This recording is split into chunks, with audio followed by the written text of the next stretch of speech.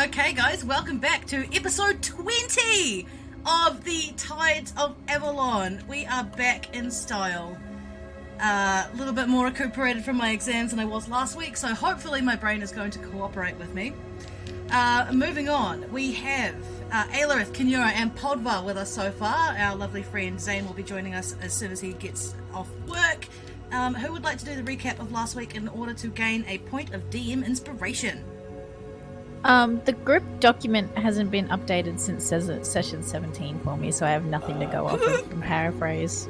That is my bad. And I actually didn't take many notes last session either. I can do the recap though. Yeah. Alright. So we headed off on our way towards the mining town of Humboldt, making an enemy along the way of some racist lumberjack people who we gave a piece of our minds. Lumberjacks are not okay. No.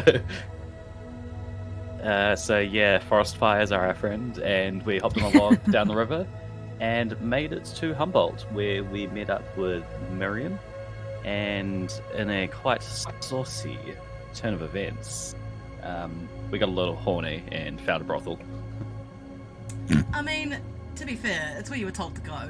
Oh, It's the brothel that found us. We were told that she was a midwife. We didn't know that she was... I mean, she is. She's a woman of many talents, as Miriam. Yeah.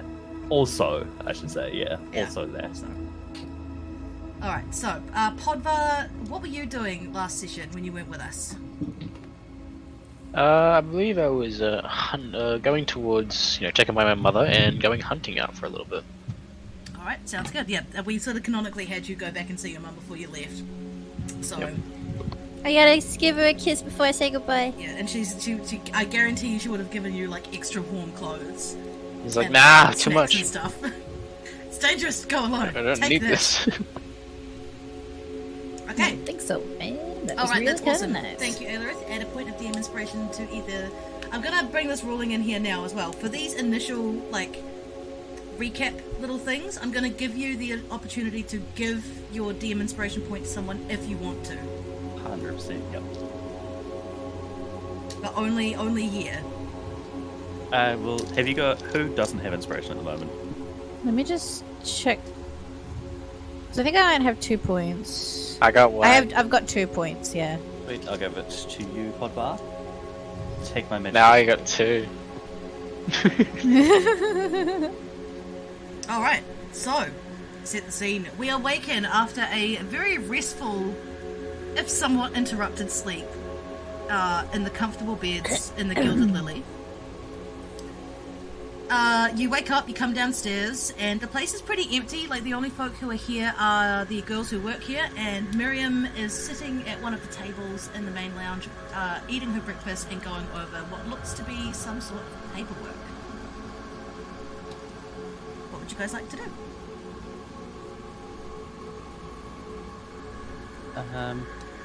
Well, we're just going to head straight to the mines today, because she gave us a pretty good rundown last night of Yeah. Yeah, she did. what was Sorry. going on. No, it's too early for this. Yeah, that's alright. Maybe we should check in with her, get any final thoughts, and then go for a look-see-doodles down the Yeah, mines. maybe any gear that we should get because we've updated the map. But if we can go and look for anybody to say, "Hey, we're going to the Mayans," like, make sure we don't die, please. We should try and actually find some like miners' helmets and masks and stuff like that. Head Yep. torches. Yeah, because we Things need like that. masks just in case there's a couple of areas that are dangerous for us. So Right. Miriam sees you guys come downstairs and she waves you off. She's clearly busy and involved in what she's doing. And you guys can feel free to exit the Gilded Lily, in whichever direction you like. Through the nearest window. Make an athletics check for me, Aelirith. Righty-ho. I need my t-shirt up. What is that movie where it's like, is he here? No, he's just left, and it's him jumping through the window. Oh, Scott Pilgrim versus the World. Yes. Yeah. That's all I could Yeah. think of. You said acrobatics, didn't you? Yeah. Yeah, 21. You did a flip. You managed to scale the window and exit it in the most graceful fashion possible. It's Didn't even make a outrageous. sound. Even Miriam looks impressed. Alright, so as you guys make your way out of the Gilded Lily, I'm just going to activate this map. I did some work on the maps today, so things are looking pretty sparse. Pretty nice, pretty sparse. I want to create a scene, actually. Thank you. Alright, so you guys exit the Gilded Lily. And you see Podva standing in the middle of the town, holding a map in front of him, looking confused and nonplussed. Podva, you were told roughly where the rest of your team were by some, frankly, quite taciturn and unhelpful locals. So you've been standing here for about an hour and a half after breaking down your camp and coming into town, looking very nonplussed and confused. Make a perception check for me, Pod. Sure. I forgot what the roll is. Is it exclamation mark or slash? Slash R. Slash R, yeah. And then 1d20 or plus whatever. 7. Well, that's plus. Oh, Jesus. Where's my character sheet? We need it. Hold on. So it's +4 for you, buddy. +4, yep. Yep. So 12. Okay. With a 12. Wait, 12? No. 7 plus 4? 11. 11. 11. Yeah, we're all terrible at maths. Don't worry about it. Math! Math! Not even once. Okay, so, unfortunately, Pod, with a 12, you don't see them come out straight away. So, the girls, Kinura and Aelerith, Zane hasn't made it out with you yet. You guys don't know what he's doing, but he hasn't, he didn't come downstairs at the same time you did. Wow. Bound to go wow wow. What can I say? The Gilded Lily is a very comfortable place. Don't worry, darling. He's just gilding the lily. I'm so glad I put a whorehouse in this map. Okay, I wasn't going to, but then fuck it, why not? All right, so you guys make it downstairs. You start to head out. Can I get Aelerith, you and Kinura to roll a perception check for me, please? Sure. We just don't see each other. Yeah, you don't see like 11. ships passing in the night. I got a 12. Okay. Yeah, you guys don't see each other. Pod, you're standing on the opposite side of the pillar. Do we just not look in his direction? Is he hiding somewhere? No, I'm just here. I'm just talking to him to here. give him the directions. Yeah, so Pod's standing there talking to the miner, and the miner's pointing vaguely in their direction, Pod, but because of the angle that you're standing at, you can't see them. We can't see them. Yeah. So, okay, girls, you've come out of the Gilded Lily. Where would you like to go from here? The town is a little bit busier today than it was last time. It just seems like there's a little bit more industry happening. There's a few more folk around. What's the plan? Can I do a perception check on if there's any stores for, say, mining supplies? Because we're going to need to stock up on that. Yep, for sure. Roll them dice, baby. Perception. I got a 5, dude. I'm helping you. Look. Okay, good. Yeah, roll again. Yeah. I got a 4, dude. Oh, That's a natty 1. So you make your way out of the doors of the Gilded Lily, and you see that there's quite a few folk around. It looks like there's a fresh crop of miners that have just come in. They're all walking and they're carrying sacks. They're covered in dirt, looking grody as hell. But you do see that there seem to be a group of people standing around, even with your rolls being that low. You do see right in front of you, you see a bunch of people standing around talking to a tall woman in a green cloak. Oh. I'd like to push Aelerith in that direction and just get the point across of, hey, can you talk to him? Because I'm sure that they're going to be a bit sus of somebody like me. Yeah, can you? Even if I am covered up. Yeah, did you recover yourself? Did you put your disguise back together? I assume so, because Zane hasn't taken it back. No, okay, sweet. He didn't take back the cloak. No, he didn't. Alright, no, that's fine. Carry on, by all means. Sweet. I'm going to approach this burly miner here, because he looks like he knows what he's doing. I was going to say, excuse me, sir, we're looking for some mining supplies, maybe helmets, lights, a mask. We're heading into the caves today, and would you know where we could get some things that might be able to help us? Make a charisma check for me, please, Aelerith, as this burly, grubby-looking miner looks you up and down. He's Straight charisma? Straight charisma. 17 plus 4, 21. Okay, excellent. 21. 21. So he looks you up and down, and he spits on the ground, and it makes in the dust of the cobbled stones, and he looks back at you, Aelirith, and he says, "What's a pretty young thing like you planning on going down in that hole for anyway? I mean, I can help you." We've been asked to find some things down there and explore, and I'm gonna kind of pull out part of the map and show that and say, we're just mapping out these parts of the caves, and double checking some things. And they're sending you cartographers down there by yourselves. Mighty brave. The rest of his voice fades into obscurity until he coughs, spits on the ground again, and says, "No worries, you young lady. I suppose you can head over and see one of them merchants over there. They were the ones with the wee things hanging over their heads." Oh, okay. Do they... Okay, yeah, I see them, yeah. Thank you very much. Thanks for your help. You're welcome. And be careful down there, alright? Some spots down there are quite dangerous. Alright. Thank you. And we'll be on our way. And he goes back to talking with the rest of the folk in the line. Pod, roll another perception check for me, buddy. To these two merchants. Is he everything? Slash. Wait, it's coming. Oh, God damn it. Okay. 1d20. Plus 4. Wow. It's 11 again. Yeah, refresh your page. Okay, with an 11, you do manage to actually see them as they come out into your line of sight. And the first thing you see is Aelirith's red hair as she wanders up towards the merchants with her back turned towards you. What would you like to do?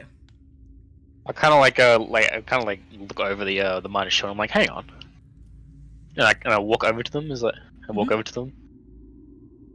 Aelirith. And oh, what's the name of that? the other one, Aelirith and the Dragon Lake. Not in my prime today. Shit. The other one. Another one. That would be Kisnura. Her name is written down on the screen. Oh my god. Even English is killing me today. That's not English. Aelirith, Kisnura, hey. Where the hell were you two? I'm sure to keep our respected characters in your mind, I'm sure we're going to omit that information, but just know that we were somewhere important for the night. And I'm like looking at the mast and like the whole cover. I'm like, oh. And then I look around the entire place and see like, okay, this is a security stealthy mission. I'm trying to keep their identities straight. Then I immediately catch. I'm like, oh, okay. Do you have any other names we can call each other by? Actually, that's an idea, definitely. You didn't think of that, did you? I did not. That's okay. Well, how about something that's a little bit easier on your tongue? I'm like embarrassed about Oh, Pod. Like I'm going to go. Yeah, everybody is just. We're all rooting for you, Pod. Don't worry. Brain damage. Look, you've had a very sheltered life. All right, like. Sheltered. No, I'm kidding. For legal reasons, that's a joke. It's more like you haven't really been this side of Avalon, like ever. Haven't really connected to actual friends, more like just war mates and people that are protecting others. And people who need something from you, rather than people who are quite capable by themselves.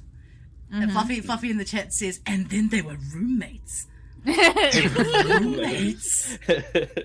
Thank you, Fluffy. Okay, what about Jess and Sarah? All right, which is which? Avalon can be. Yep. Yep. Okay, and then you can be Jess. All right, that sounds all right. What would you like to be called? Pod. So we get these secret names, but you don't have one for yourself? I have. Just call me whatever you like. I'm gonna call you. I picked your names.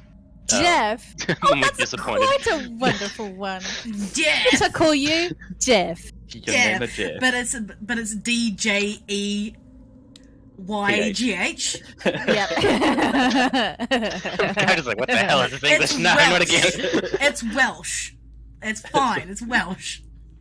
Jeff. Jeff. All right.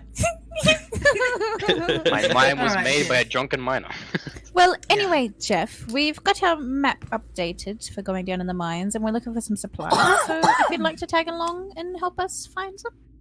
Absolutely. Where's the other one? Zane is where's- still busy with business we are not to discuss. Business. Business. Yeah. Yes, very, very important business. You know, lots of paperwork, that kind of thing. Achieving Alright then. enlightenment. Hey, Oh my God. really getting into those spreadsheets, if you know what I mean. Oh. I'm even more confused. It's like paperwork, enlightenment. What is this? No, guys, he's gone to see the accountant. Uh, That's a good one. Mm. Lord help us all. Okay. Yep. ADHD&D, baby, let's go. All right, so Jeff, Jess, and Sarah. Let's move on from talking about Zane's taxes and maybe have a chat to the merchants. Jesus. Oh, that's why we're here. Spinning my heels to the two merchants, which would probably overheard our conversation, but I don't care. Yeah.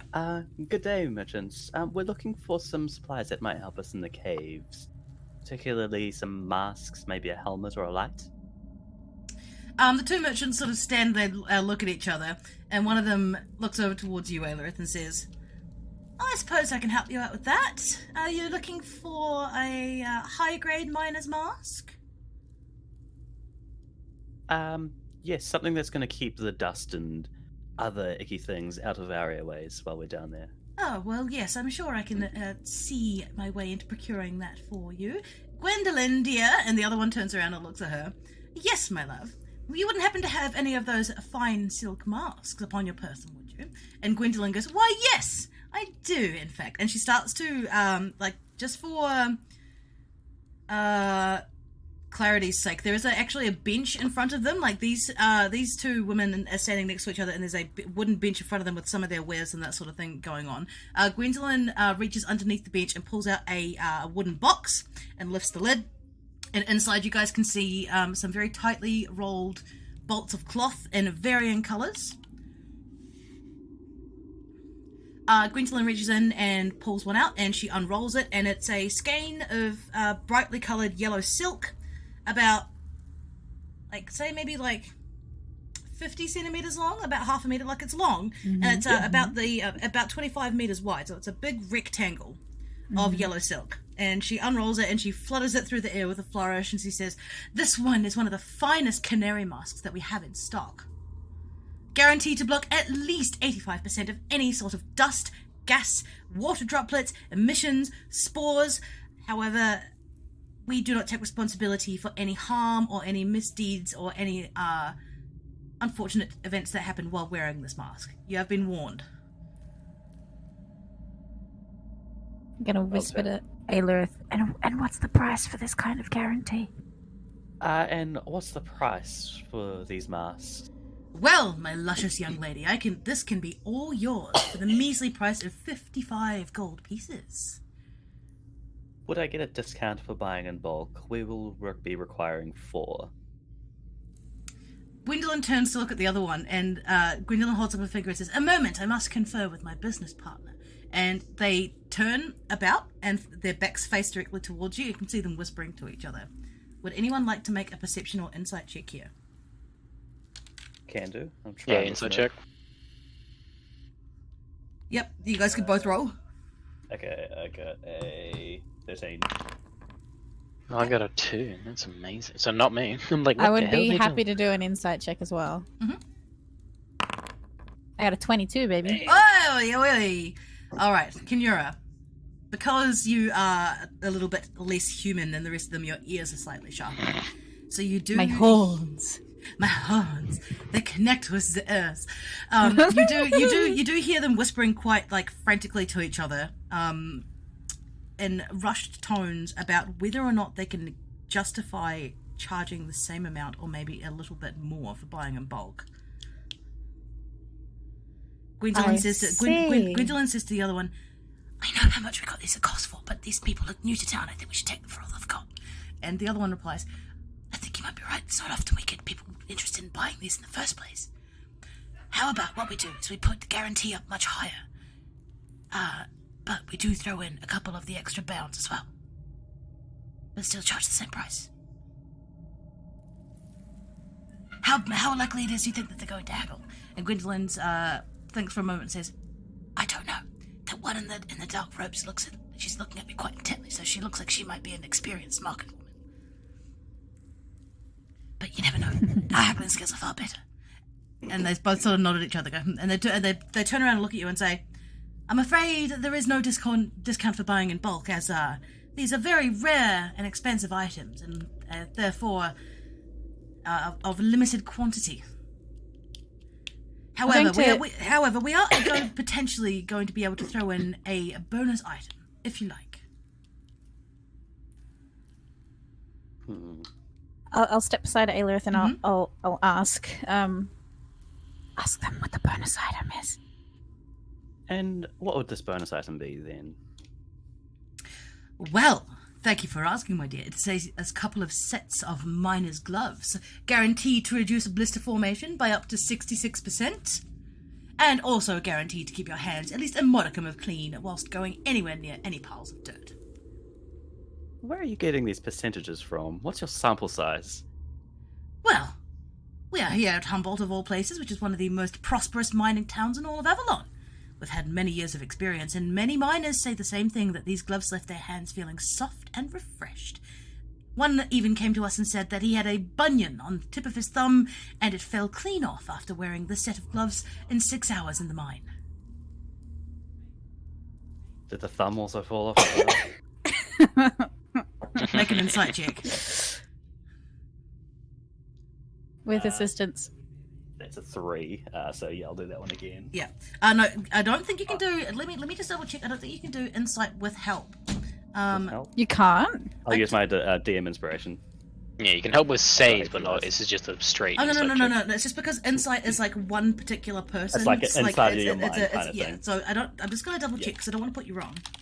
Yeah, because I can help you look, but I can't help you think. Yeah, that's yeah. So you can help with perception, but I don't know if you can help with insight. Not with insight. Okay, I'll use a DM inspiration to roll again. Okay, no problem. You can do that. Let's roll that. That's a 16 plus 3, 19. Nice. Yeah. Okay. Good one. Yeah. Bonk that off my sheet. You see them look at each other, and Gwendolyn says, "No, the thumb's still there." With that insight check, you can tell that the thumb is still there, but there is definitely something else she's not telling you. All right, And I'm if I going to was to continue. What are you going to say, Nira? I'm just going to continue whispering to Aelith and go, I can assure you canary silks are the worst on the market. They are the least expensive to produce. They are lying. They're trying to get us through their teeth. I can assure you right now, I heard them whispering. They're trying to get us. I can't hear you whispering. It's a scam! It's a scam. I've wiped my ass with finer silk. Don't worry, I know what I'm talking about. Do 150 for 4, 3 for 4. Charge 3 for the price. Charge 4 for the price of 3, 150 with a reduced extra 5 gold off of each piece, so that it's a clean 150, not 165.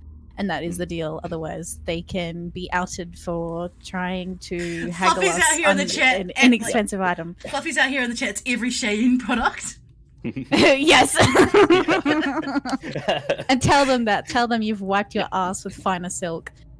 Look, I'm only going to be paying 150 for 4 masks, as well as the gloves. I have wiped my ass with finer silk than this. I know what canary silk is. Don't think you can pull the wool over my eyes. Make a charisma check for me, Aelith. Was intimidation. Would it be intimidation? Oh, yeah. Yeah, I was about to say, yeah, that sounds more. That's a 13 plus 7, 20. Nice. Yeah, hold on. Oh. I'm telling you, right on that 20. So Can I use it? what was your total there? 20 total. She rolled a 20. Great. Can I?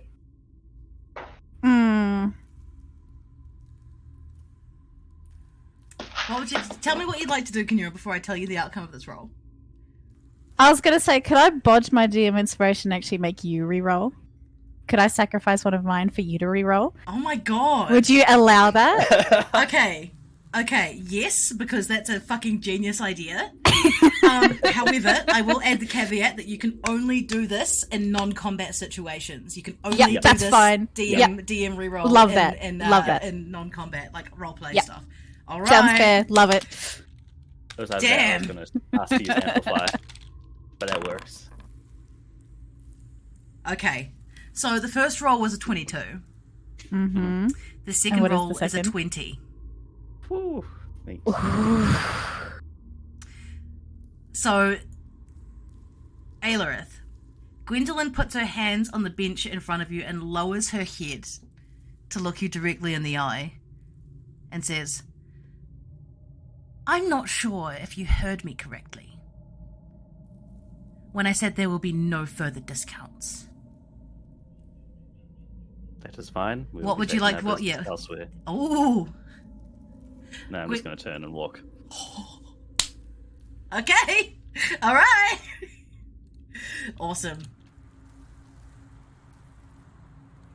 I was wondering why it's so quiet? Why it's so quiet in here? And then they realize there was no playlist going. Okay.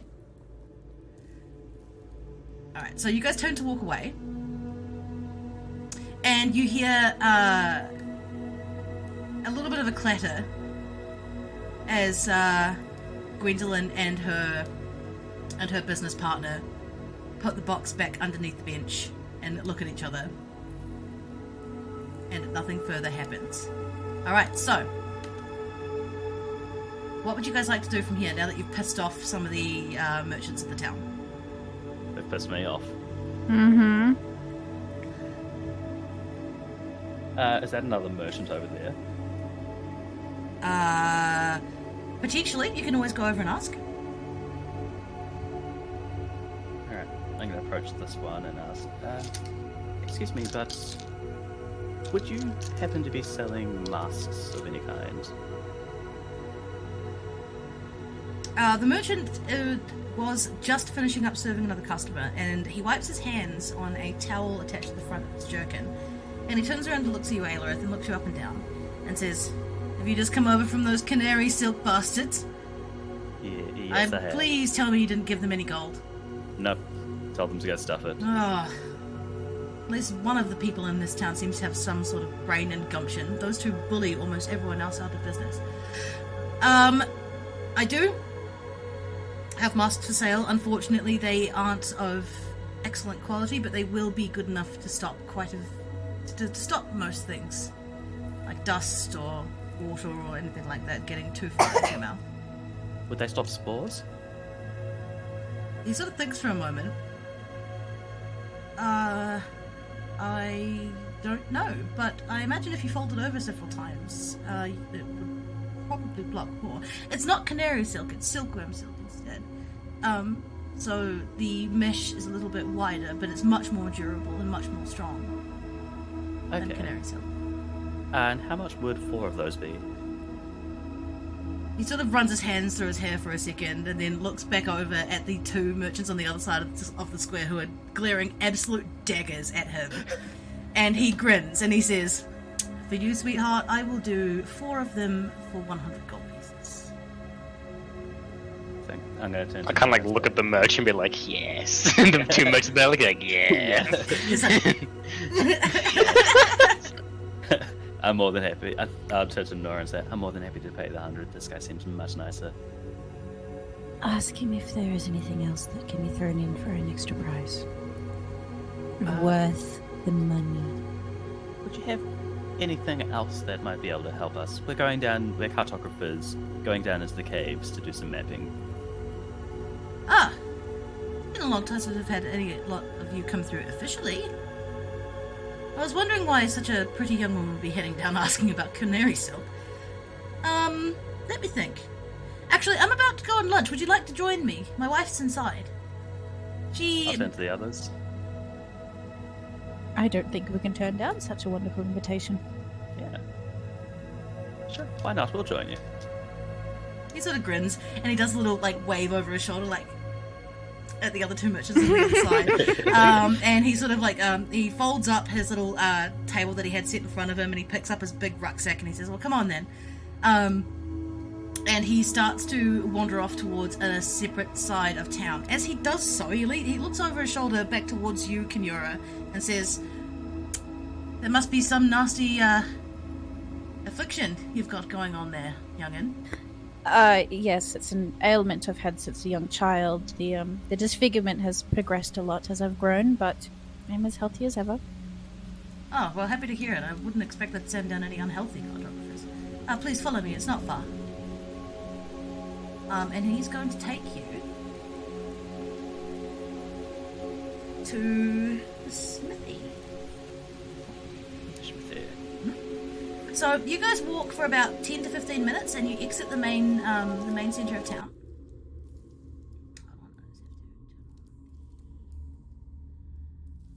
Music for this one.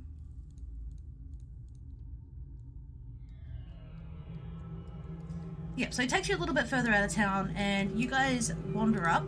As you do so, you see a huge building, far bigger than anything else you've seen in Humboldt so far, as he takes you across the bridge of a little stream that's quite happily just murmuring and burbling in front of the smithy. And you see a large chimney belching out black smoke in the midst of this large house.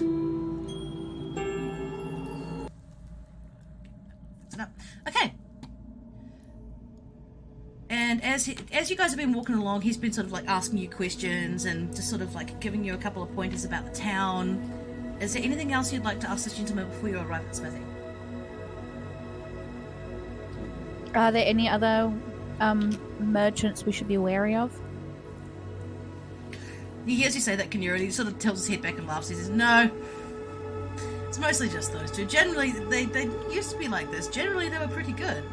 They do have a high-quality supplier in Briganti who does manage to send things out to them. So their quality's alright. It's just... they can't help themselves when they see fresh meat, you know? It's a little bit annoying, but it happens. Someone's Well- got to put them in their place. Well, luckily we were wise to it then.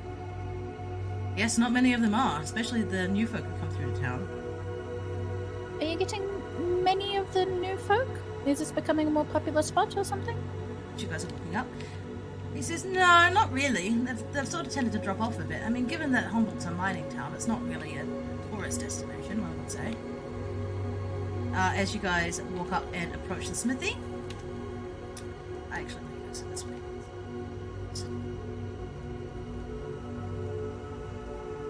Around. As you guys do, you begin to hear the clank of someone hammering something on an anvil.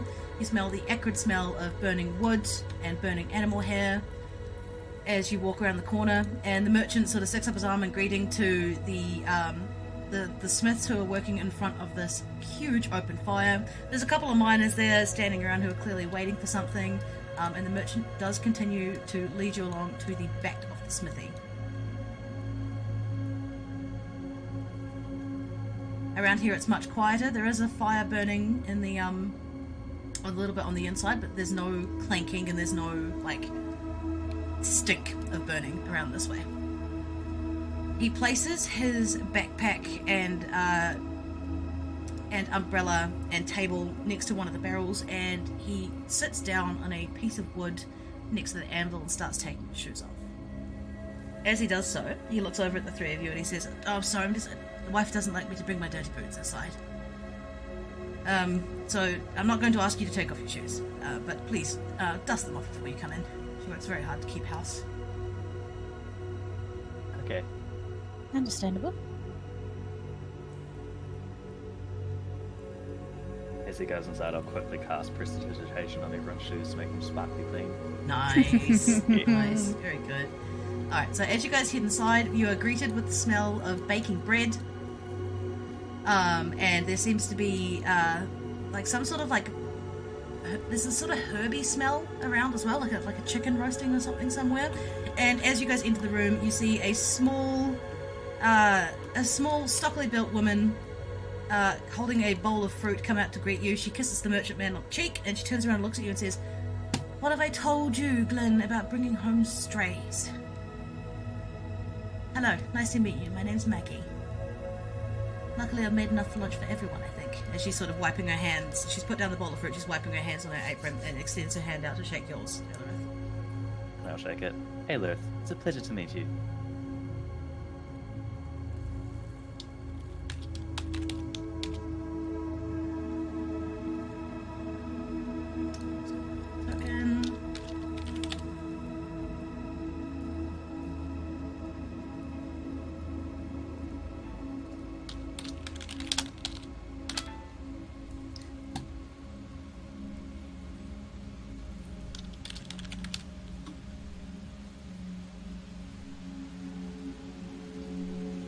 Maggie! Maggie! Maggie. Mackie. Stop! Stop! Why is it doing this? Alright. So she sort of directs you guys in, and she sits you down at this big long table that looks like it's been cut from one tree. Yeah, Maggie is a sweetheart.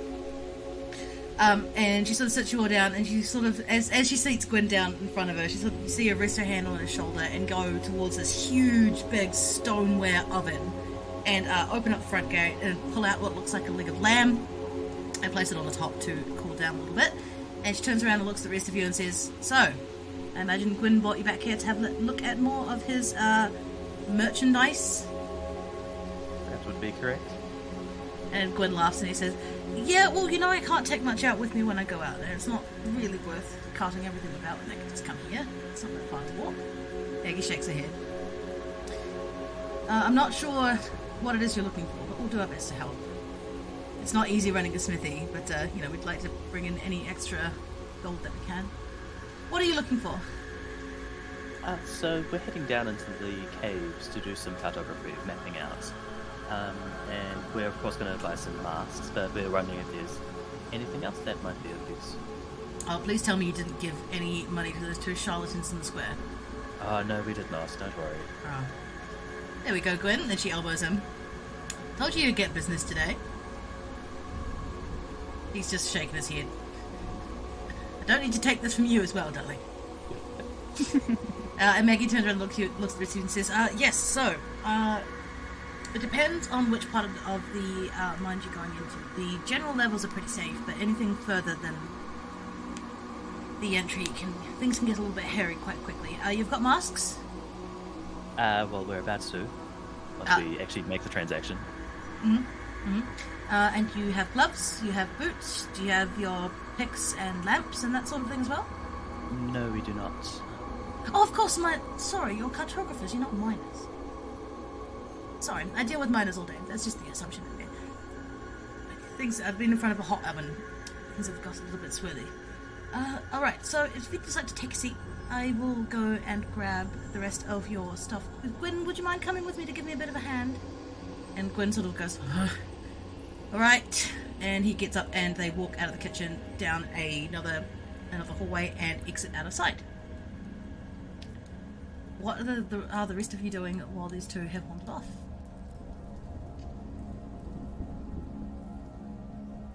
Are we going to play footsies? Get Kiki out of the We table. play footsies on the table. Yeah, for you, Chip. No, we're Podvar because he has big feet and big shoes and it will hurt our little toes. We can instead play pinch Pod. wars. Oh. Oh, Pod. Alright, I'm just gonna get up to the bathroom quickly. I'll be back in a second, guys. Have you ever been kicked by a steel cap boot, man? That shit hurts. Yeah, a lot actually.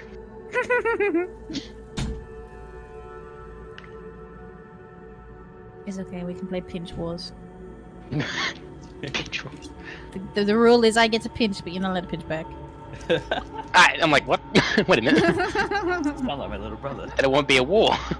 Then no, you're not playing the game properly. I'll tell Mom. I'm gonna I'll tell tell Mom. I'll tell Mom. I'll tell Mom. She'll Inside take check. She'll take your Xbox off you again. It's and like then a I'll get real to life play scenario. it.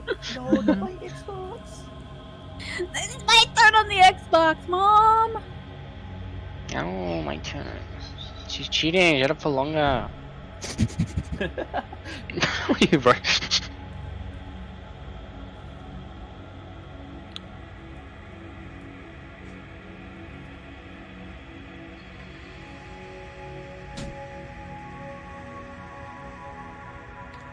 Thank you for your patience, guys. I am back.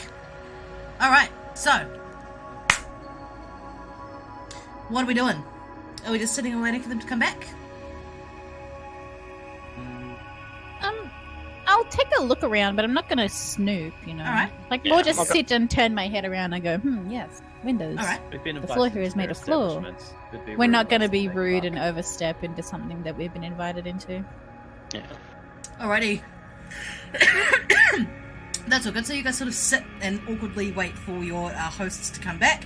As you do so, you see them both come back in, and they're carrying what looks to be like a large set of, like between them they're carrying like a trunk. And they hoist it up and they place it on this beautiful big wooden table. And Maggie unclicks the lid and lifts it open. And there's a smell of like cedar wood and lavender and that sort of thing. Like this stuff's been stored in such a way to keep it fresh and safe. And you see Gwyn reach in and lift out some bolts of it's sort of like a dun or like a beige coloured, like undyed bolts of silk. And he lays them out in front of the table. Lays them out on the table in front of you, and he counts out 4, and he sort of rolls them back up, and he reaches into the thing again, grabs a little twine of leather and ties a neat little bow around each one and hands them over to you, Aelirith, and says, there we are, there is your silkworm silk masks. Now the leather that I've given you there actually fits into the 2 loopholes at the back, so you can tie it around your face with a little bit more ease. Awesome. Thank you very much. Pleasure doing business with you. And he holds out his hand. And I'll hand him the 100 GP. Alrighty, fantastic. Now, Maggie sort of turns around to look at the rest of you. And now you are after gloves, and you need lights, and you need... Have you got waterproof vellum for your map making? I'll turn to Nora. I don't, believe we do. so. I think we No. haven't. No, we haven't. Maggie shakes her head. They always send you down so underprepared, and they wonder why people keep on going down and not coming back up. Alright, well, I think I do have maybe 1 or 2 rolls of vellum. I'm not sure if it's waterproof, but it's going to be better than paper. And she digs around in the chest and she pulls out a roll of calfskin. Now, I'm afraid because this is the last one, it is going to run a little bit more on the expensive side. I'll let it go for 75 GP, but I can guarantee you that anything you put down in ink on this thing, unless you absolutely soak it, won't come off. Okay. I think that's a fair enough sacrifice for something that would be so useful.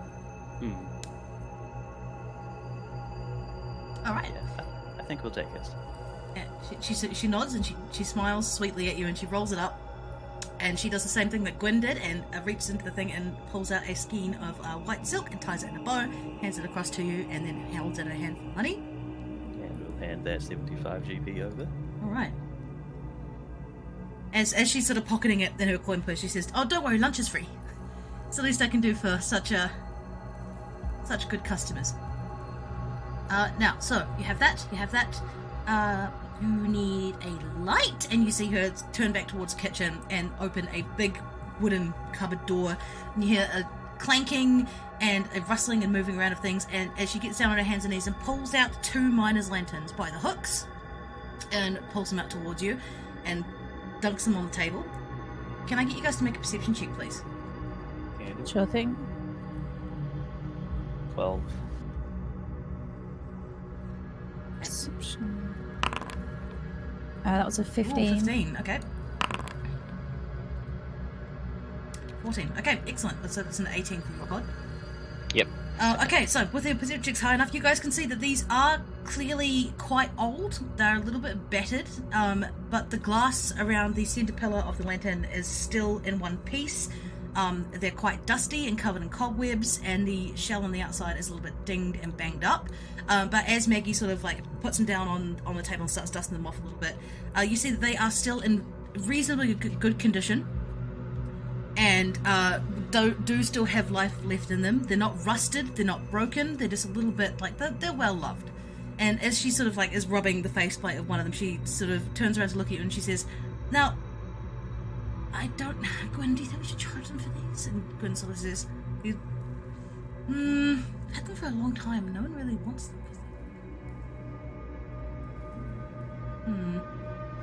How does...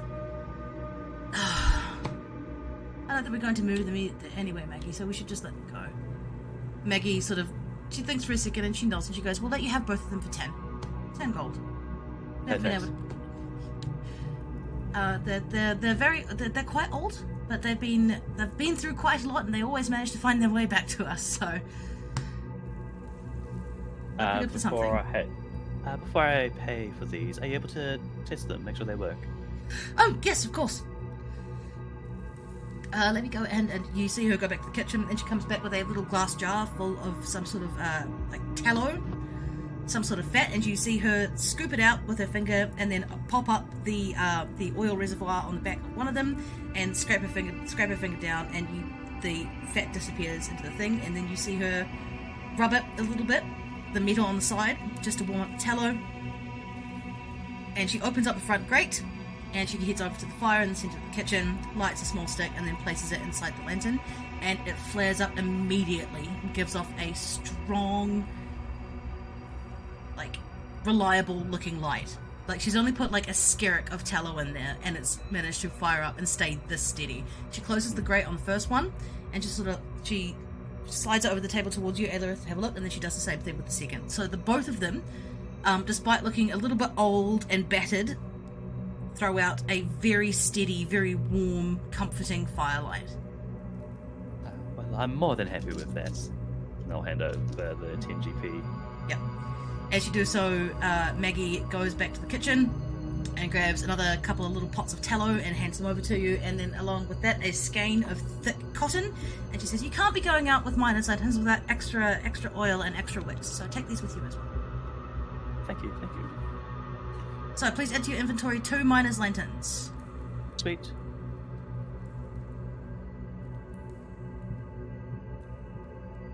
And as you guys are organising the business side of things, Maggie is going to head back to the kitchen and start making up some big sandwiches. Brings them over on sliders of wood and places them down in front of you, and she encourages you to eat. You guys have lunch together. Is there anything else, just for the sake of expediency, because I know we don't want to have a massive session tonight? Does anyone else want to do or buy anything else while you're at the smithy? Not that I can think of. I can't think of anything. I think we're pretty well supplied, considering we're not actually here to create anything with this cartograph. Yep, Yeah. that word. Okay. Yeah. We're just doing that. Get We a just card. need to be safe while we do it. So I No problem. think we're pretty well geared up, and for a decent price too. Okay, fantastic. So you guys pack away all of your new swag, say your fond farewells to Maggie and Gwyn, and make your way out of the smithy, past the group of miners and the smith who's working out the front. Where would you like to go from here? Do you want to go back to Humboldt? Did we take the canaries from Miriam? Oh, you didn't say so. So, No, so we'll No, we head haven't. back there and grab them all right. on our way through. Yep, that's fine. So we'll take you back here. So you guys managed to make your way back to the Gilded Lily. It's a beautiful day. Birds are singing. Sun's out. You guys have had a great big lunch. You've got nice new stuff for a very cheap price as you make your way back into the Gilded Lily. Miriam's standing behind the bar, doing clearly what looks like more accounting stuff. And she waves at you as you come in.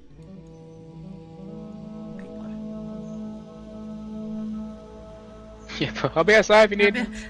Yeah. So Pod, you see Kinura and told- Aelirith walk into this building with absolutely no qualms whatsoever. And as they push open the door, the smell of like roses and lilies and incense washes out at you, and there is. Pod, have you been to a brothel before? No. Okay. Pod's face goes a little bit pale as he walks in.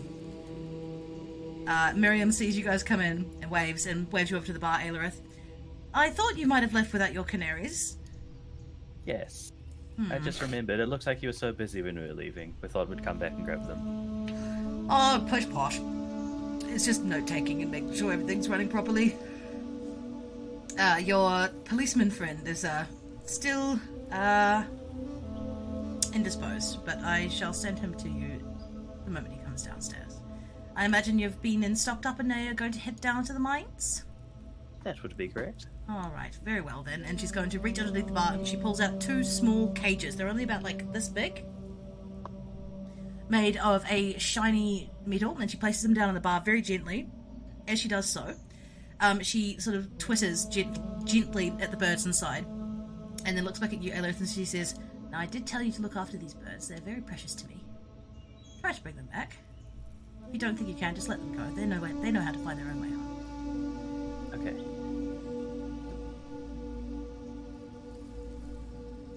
Yeah, but 4 adds. Oh, I'm sorry, Fluffy.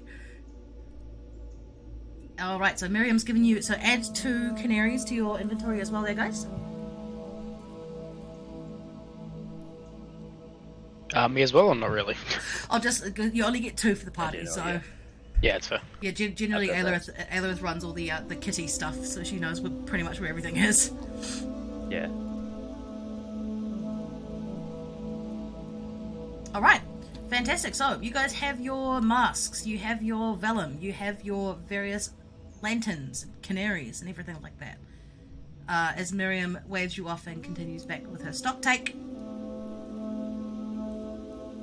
What would you guys like to do from here?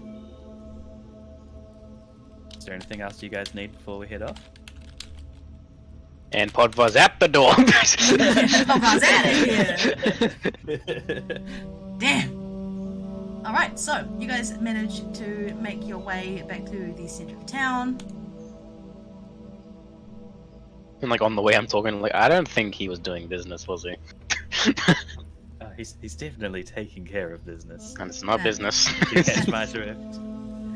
Of course, it's Oh my it's God. a business. It's a business. I didn't necessarily say it was business, but of course, Uh-huh. yes, He's a business taking he's- care of a business. getting busy. Mm. Alright, so you guys make your way Yes. out of the Guild of Lily again, and you're back in the centre of town.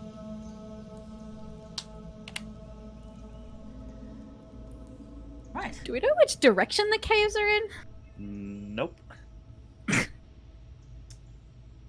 Shall we do a perception check, maybe for some signs or something? Yes, something. yes. Some indication. Something Since we're all somewhere. since we're all together, I'm guessing we're all looking as well. So Yeah. I got a 16. I got a 10. I got an 11. Okay. Can you again, your perception skills are just far better. Just, you know, dragon sight and everything like that. So you don't see a signpost in particular, but you do see a cart travelling with what looks like several miners on it, being pulled by a very sad-looking donkey, and it plods up the road towards you from this direction. Ping, please. Oh my god. From Dish one. here? Yeah, over here. Like, Yeah. yes. How do you ping again? Just hold click. Yeah, over there. There you go.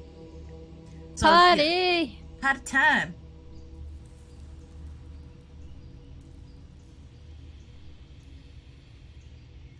Shapes and colors. I guess we should head that direction then? Yeah. Let's yeah? go. All right. Might as well start walking, baby. I just start hovering.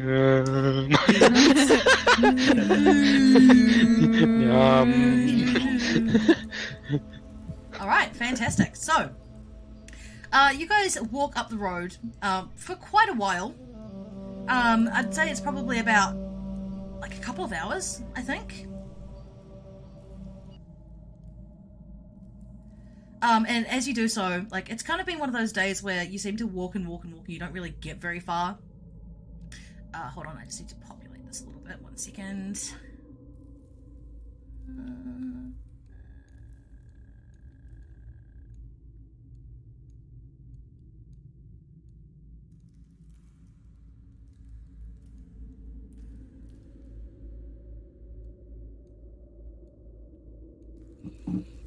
All right.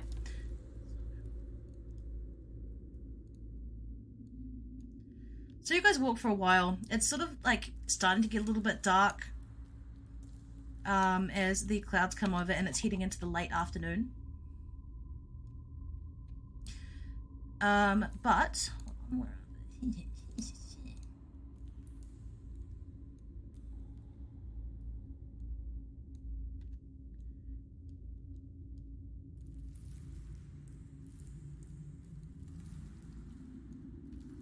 Yeah, I know. I figured out how to do lights. That's cool. Woo! Sorry, cat. Sorry, cat. Colors.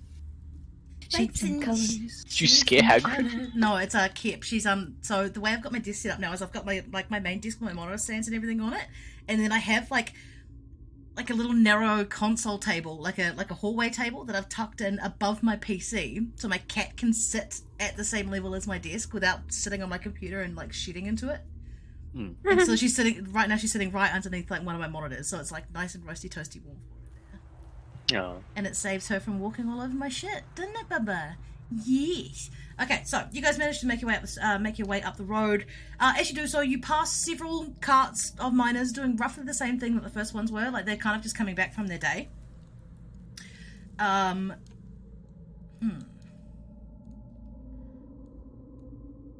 as you guys approach the entry, night starts to fall a little bit. So it's roughly sort of like 6:30 in the evening right now. And you see a group of commoners and a group of miners who are clearly waiting for the next cart to take them back to town as you approach up the road. What would you like to do? I'm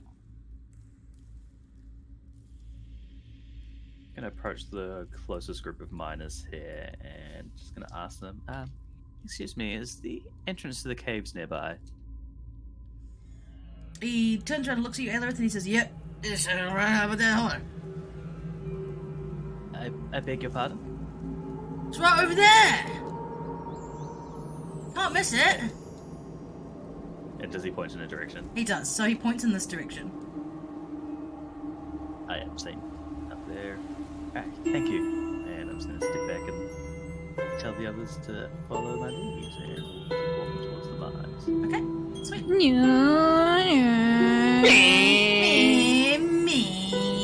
Alrighty, so as you guys make your way up, you see that there's a little bit of a dip that you can walk down. There's there's still quite a lot of people around.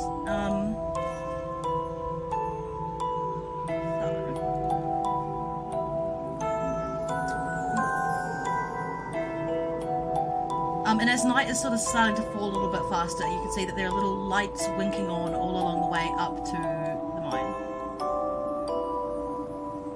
Oh, the pretty lights. I'm so stoked with how these lamps turned out, man. They look so cool.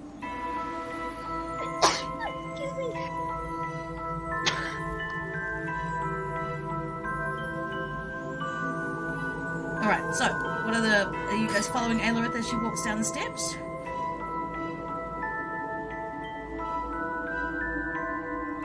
Yeah. Yep, okay. Yep, so Aelirith, as you're walking up, you're seeing more miners, like, sort of come, like, they all come walking towards you. There's not heaps of them, but not as many as there were before. As you guys were walking up this way, one of the other carts packed itself up full of miners and then started off back towards Humboldt.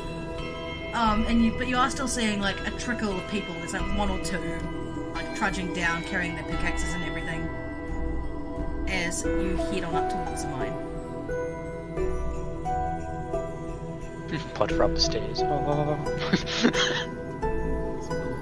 Clank, clank, clank, clank, clank, clank, clank. Oh. Poor Podbar and his heavy armor. Alright. So, It's just chainmail. It should be smooth. Smooth. Alright, so you guys managed to make your way up to the top part of this bit of the town. Sorry, 1 second, I need to add tea.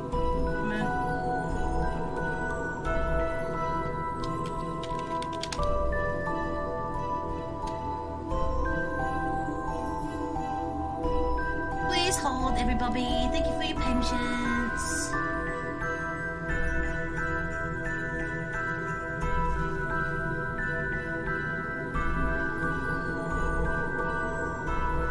So as you guys walk up, you see that there is a short man in a red coat directing the last of the miners out. He's holding what appears to be a fantasy clipboard as he's pointing and directing and writing things down and checking them off. He's standing just in front of a collection of boxes and barrels, and it looks like he's double checking and doing the stock take inside them. Can we push him into the barrels? would you like to? No, I just like to see if it was possible. I wouldn't like to. I just want to see if I just want to feed my imagination and like if he would fit or if his little like legs would stick out and kick at the top. For the sake of humouring you, I feel like if you were to push him into a barrel, his shoulders are quite broad and he might get stuck. So You can all like see like the face on her, just like I want to push him in. Interesting thoughts getting stronger. Kinura's eye just starts twitching. Wait, no, don't. Inside check. Yeah, actually, Pod, make an insight check for me. I'm just gonna go pee. Hold on. There you. Like I have a feeling if I'm wrong, I'm like, no, something's wrong. Everything's okay. 1d24. Oh god, I'm pretty sure something's still wrong. Something's wrong, but I can't figure out quite what it is. Hey, what is that, bro? What are these rolls, man? This game. Have you refreshed your browser? Refresh your browser, homie. I did refresh it. Again! It doesn't matter again. It's the game. I rely on real life dice, not computer generated. Because it ain't real. No, I don't, sadly. I need one.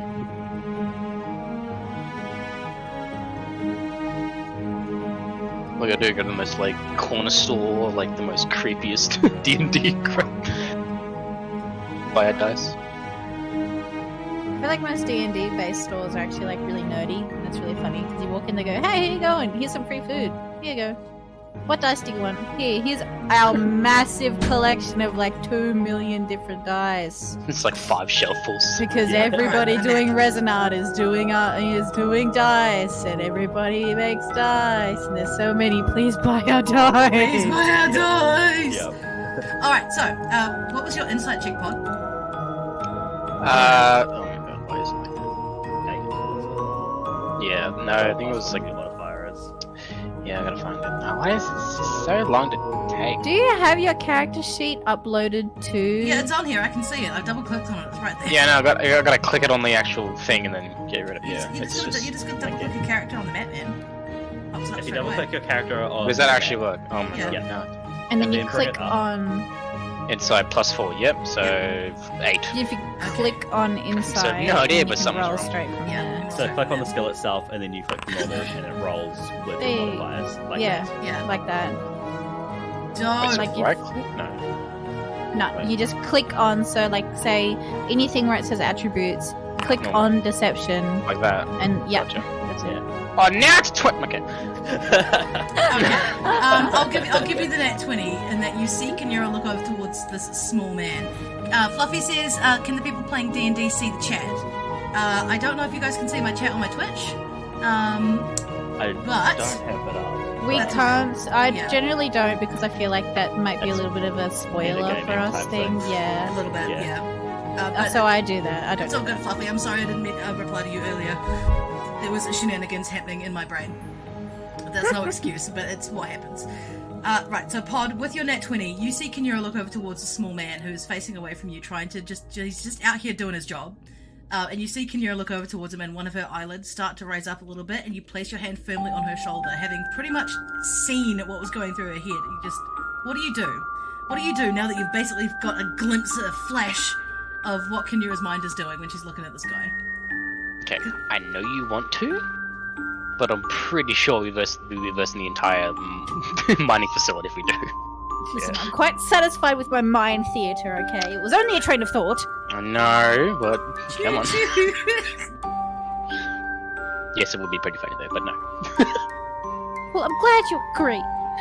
It would be funny. Of course I agree. It'd be very funny, but we can't fight them all. Next time one of the short persons alone is a barrel near him, we'll probably do it. Okay, I'll take that.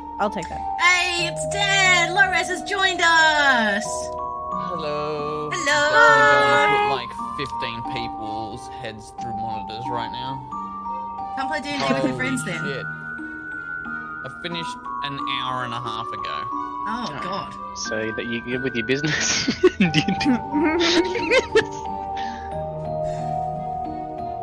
Yeah, canonically, Loris, you've been hanging out at the Guild Lily for quite some time. Spreading them cheeks. No, Doing them- spreadsheets. Spreadsheets. Yeah, You were doing accounting. spreadsheets. Yeah. Alright, so, we'll get you in. Trade. Let me get my sheet Mhm. up and my No dice. stress. Because we gonna be spreading some cheeks. Little bit. I'm sorry, my dog is whining. That's all good.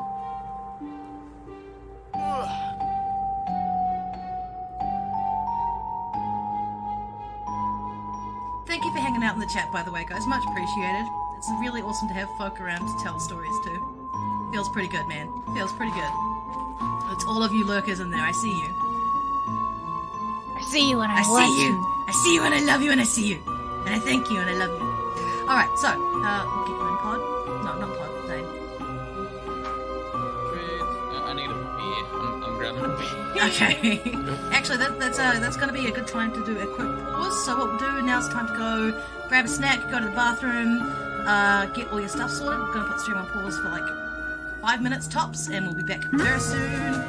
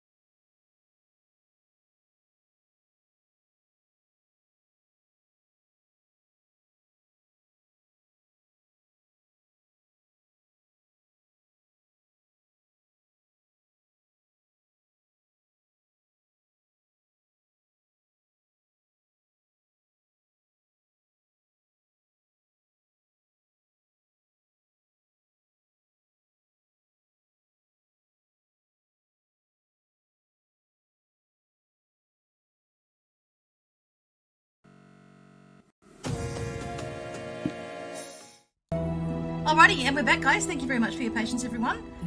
We were just waiting for the rest of our crew to come back through. Alright. So, Zane, how do you arrive to the rest of your party? Like, how do you, like, what happens as you come clanking up the hill? Because you basically, like, you woke up, you finished doing whatever it was you were doing at the Lily, and Miriam told you where your party had gone to. What do you do? How do you get there? How do you reconnect with the rest of your crew? I think he's just coming back. Sounds a bit like background noises from him. Yeah, I know.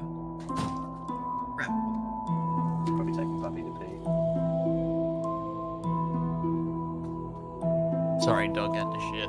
That's fine. Okay. Cool. I was just asking Zane, how do you approach your party after finishing whatever it was you were doing at the Lily? Miriam told you where your party was going. How do you approach them up the hill? Because you basically followed them. Hey B Sharper, welcome back to the chat. Hey baby. Yeah, I just go, oh yeah, still don't have no papers. Tax office couldn't help me. The rest of you, what do you do? Gotta go to the next tax office. Yeah, next tax office. The rest of you, what do you do as you see Zane come up the hill?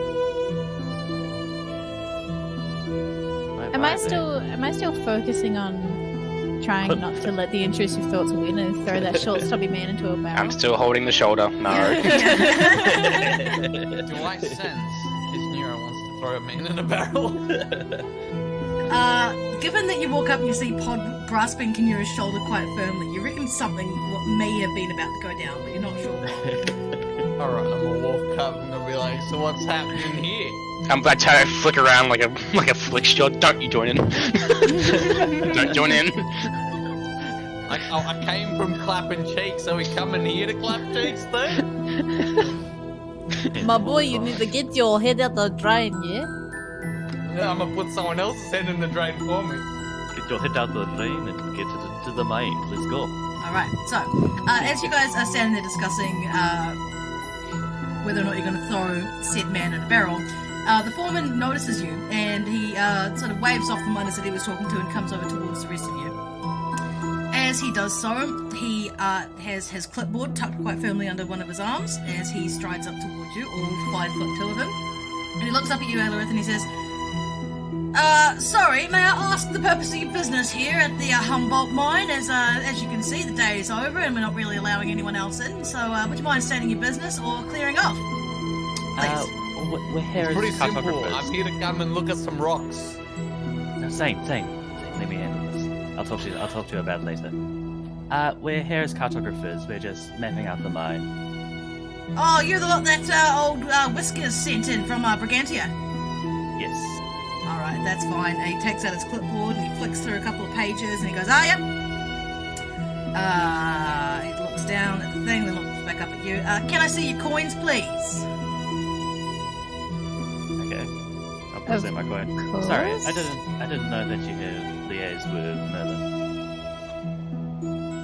Oh, well, if anyone who's not a miner is coming down to my mine, I better know about it.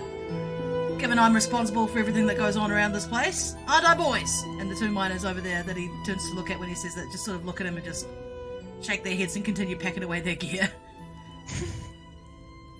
He breathes out in a huff, then turns back around to take your coins from you.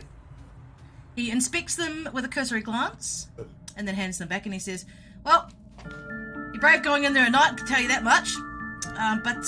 Which means, yeah, there's going to be no one in there overnight, so it's just going to be you lot. So, watch your footing. You're just going in to do some mapping for me, aren't you? So, that's fine. Don't touch any of the tools or anything that have been left behind. They're left behind for a reason. I really don't want to have to get the health and safety inspector out here because I really don't like him. He consistently doesn't wash and he smells. And he brushes some specks of dust off of his nice red pea coat. So, yeah, that's it. Pretty much be careful. I'm imagining you've spent some time in town. You've got your masks, you've got your lamps, you've got everything. Is that correct? That is correct. Alright, lovely. I'll just get you all to sign on this piece of paper here, and he hands over the clipboard, and he presents a pencil at the same time. Just to make sure that I've run you through some of the important health and safety guidelines, and given you a warning about not touching any of the gear there, so if there is anything touched or moved overnight, you will be held financially responsible. I think that is fair. Very well, then make your mark, and then I'll let you go in. Sign on the dotted line. Right. So, hello, sign. What do the rest of you do? My answer was better. Looking at her. What other actions within the scope of us being financially responsible for anything going wrong? I understand if we're not to move equipment, then that's fair, but is there anything else we should be concerned about? Oh, as far as I'm concerned, no. But there are signposts in the mine directing you towards which areas are safe and which areas aren't. Although, given that you're going in for a mapping mission, I would say just keep your wits about you. There's all sorts of creepy crawlers down there, spiders as big as my fist, that sort of thing. Just try not to get hurt, because if you do, I'm going to have to do shitloads of paperwork, and I'm really not interested in doing any of that. Is there any equipment that we are allowed to use, or are we to touch nothing? He sort of brushes his long goatee, mustachios, beard for a second. I suppose you can use the lamps if you need to. But just don't touch any of the big stuff, eh? Like none of the carts, none of the boxes. As always, the crates are strictly prohibited. Yep. They are not within the scope of your mission. Yes. Cats. So cute. Yeah, we just the expectation is that you'll go in there, you'll do your mapping, and then you'll come out right as rain on the outside. That's essentially the plan. Although I will say, if you do have to, say for example in the state of an emergency, you are permitted to use whatever force you deem necessary. However, if you break any of the company's belongings down there, again you will be held financially responsible. But I will get you to make a note of anything that you may have touched. So therefore, I can write it off as an expense. Sure thing. Just in case. Sorry, my intrusion. If anything else breaks it, besides us, would that partially be our fault? Well, as far as I'm aware, there's nothing else down there. So yes. Okay. One thing further, we've had a couple of map updates from a couple of people, but I'm sure you'd be a lot more in the know about the goings on. Is there anything on our map here that you could maybe update or add any extra details to? Oh. Yeah, right, hand it over, I'll have a look. And he holds out his hand. Over the map. Gonna hand it to him. He unrolls it and he sort of sucks his teeth, goes as he's looking at it, and he taps his finger to his chin and then says, "Oh, yeah, no, actually that information's pretty good. Pretty accurate. As far as I can see anyway." So Miriam's update to it was accurate? Oh, you got this from her? Oh. I don't like to admit it, but yeah, she's pretty with the know, that one. Her finger in lots of different pies. Yeah. Then he rolls it back up and hands it back to you, Ellerith. As far as I can see, that information looks good. It's given me comfort to know you guys are a little bit more prepared than the average cartographers going in anyway. Are there many cartographers sent this way? Oh, there's a fair few. Yeah, I had a couple through last month, and they got a bit spooked by something down the bottom. But we went in there and checked in after them, and it was just a flooded room anyway, so I don't know what they were talking about. Didn't take it. We went in a day and a half after them. It wouldn't have taken that long to fill it up, so the room was full of water before they even went in. I don't know what that was about, but yeah, just keep your wits about you. Good to see you got some canaries too. And yeah, I'm imagining it was just a bit of a hallucination, probably. They looked a bit pale and sickly when they came out. But yeah, as I said, we went in and checked in after them, and we couldn't spot anything, and yeah, that's pretty much it. Right. Well, I believe we've covered all bases. I would imagine so. Your paperwork all looks good to me, so by all means carry on, although if you do need to take a sleep, have a bit of a rest in there, just find one of the old mining spots and shack up there for a bit. It's probably your safest bet. Okay, thank you for your help. Oh, you're helping me, if anything. Find out what's on the low levels of that bloody mine. Stop freaking out the people who go down there. Good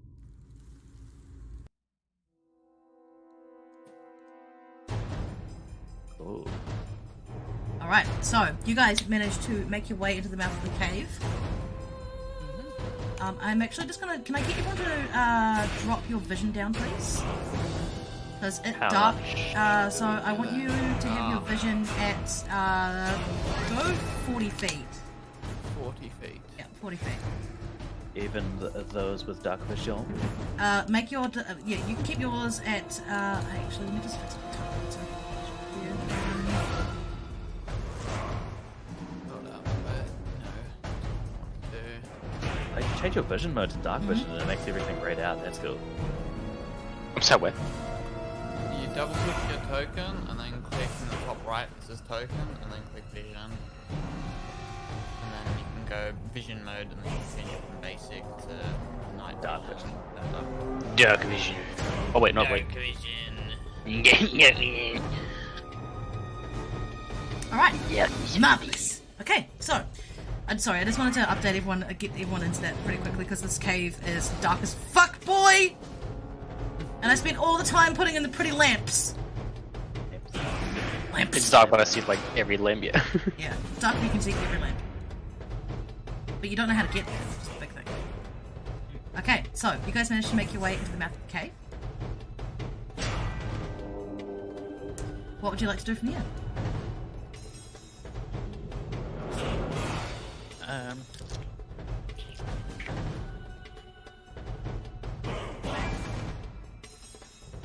Are we going to refer to our map to get a start on where we should start?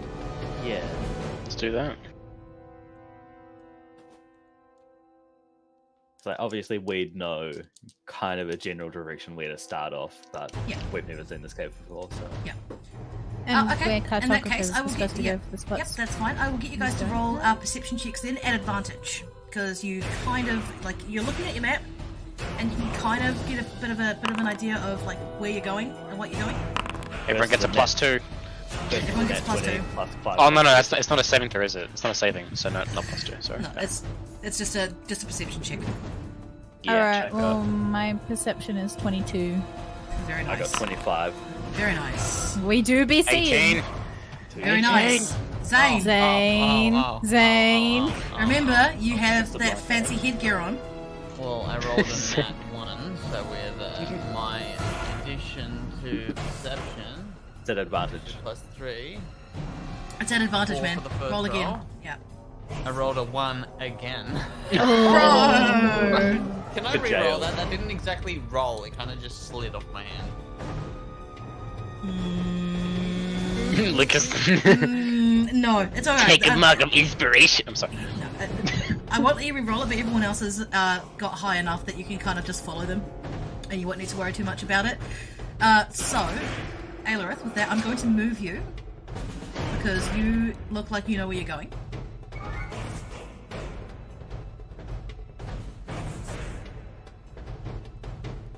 Oh, he's sleeping. He's snoring. Sorry, my cat's snoring like quite loudly, like loud enough to hear it through my headset.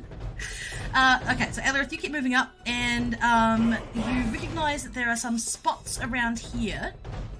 Because this cave is fucking huge. Are the rest of you guys following her as well? Yeah.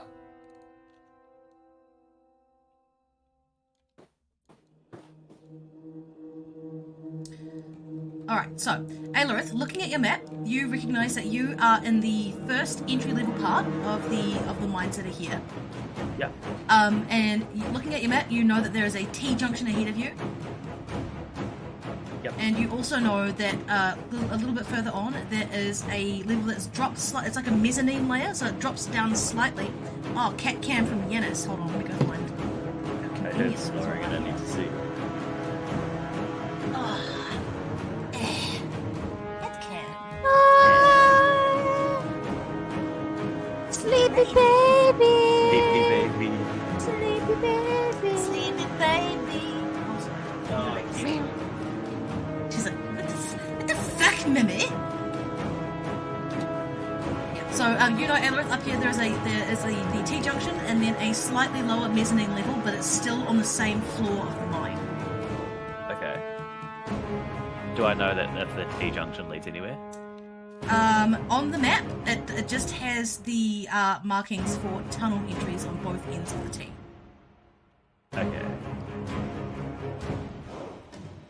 Continue on.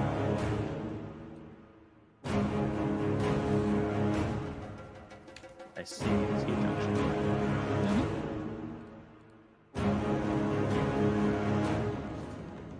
Me and my lamp. Follow Alright. me.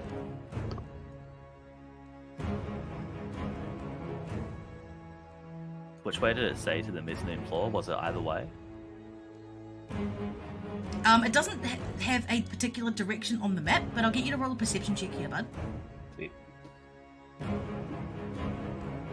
That is a 13. Okay. With a 13, even though you lift up your lantern quite high with your mage hand and look quite sort of penetratingly into the darkness, you can't quite see, like, you just see that there's like a little hillock and then it just kind of drops away a little bit. But you can't see much further than that because this cave is like full of inky blackness at this point. But on your map, it's like where the T-junction is, you know that the mezzanine floor is just a little bit beyond the T-junction in the straightforwards direction. Okay. When we come to a crossroad, guys, we should make a marking so we know which way's the exits. And I'm gonna scribble, like, carve into the dirt at the crossroads with an arrow pointing towards the way we came with an E decided for exit. Mm-hmm.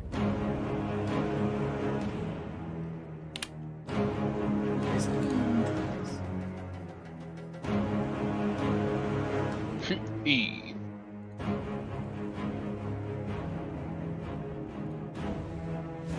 No, give me. What? That's a giant E, my goodness. That's not what I want. Oh my god. It's a speech bubble. Please.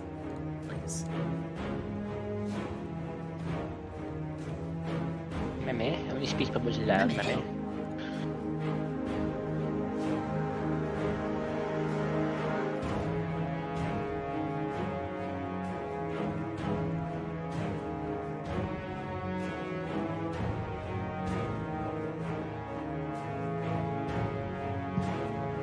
I'm just gonna make that mark there, unless you want to do it, Ayla, because I can't seem to figure out how this works properly. I don't know how to draw this. Go like that. Yeah, that's fine. That'll do. Pointing in the direction of home. Okay, very good. Okay, so what would you guys like to do from here? I'm gonna turn back to the others. I'll move the other two. Here we go. It's just behind.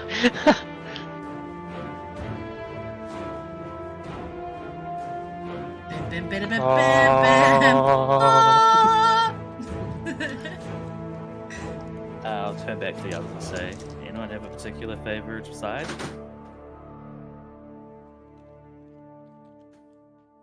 Which one seems the most weightly to our objective, I guess? Seems to be a plateau straight ahead of us, but of course we can't get there because there's a wall in the way.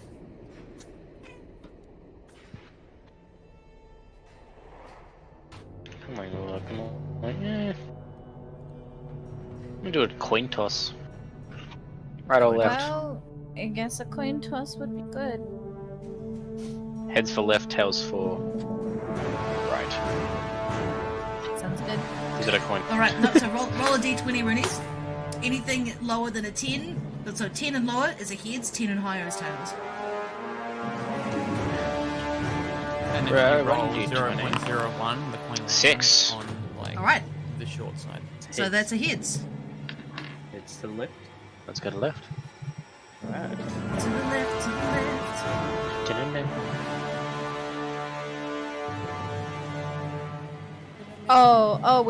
Okay. I was confused. No, I thought we were talking about like left from like the perspective of us, not from our like, external that would perspective. Huh? I am over it. Why is this hard?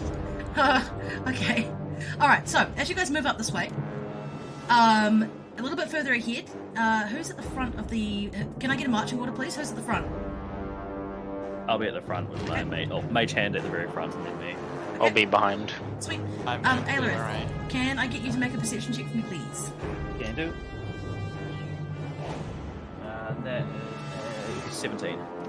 Awesome. With a 17, you can see that there is a set of wooden steps on the ground just in front of you, and there is a flickering lamplight coming from what looks to be a slight gap in the rock.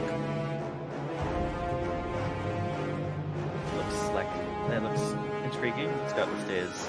Okay. As we go Sorry, up there, stairs down. The stairs are going Stairs down. down, yeah. As we do that, I'll make my little mark pointing in the direction that we came. Okay. Yep, so as you go down the, there's about 10 steps as you drop down into what appears to be the mezzanine floor. There's quite a lot of crates and that sort of thing around. There's a lot of mining equipment that you guys can see there that has been left by the miners who have gone home for the day.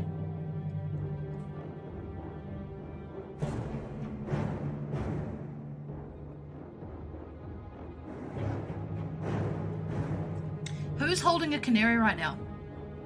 I thought I had both. You have both? Okay, can I get you to roll me a nature check, please? Sure thing.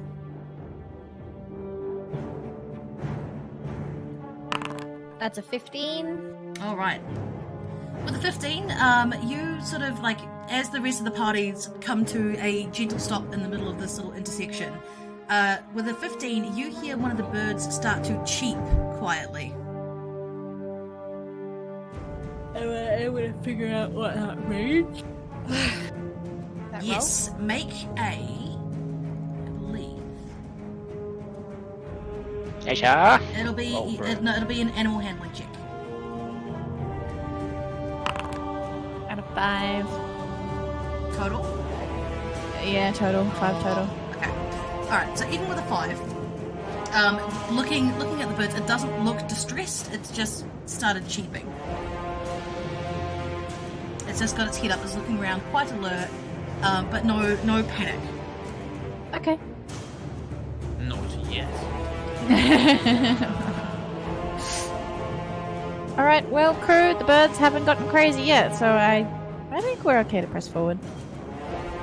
Sweet ass.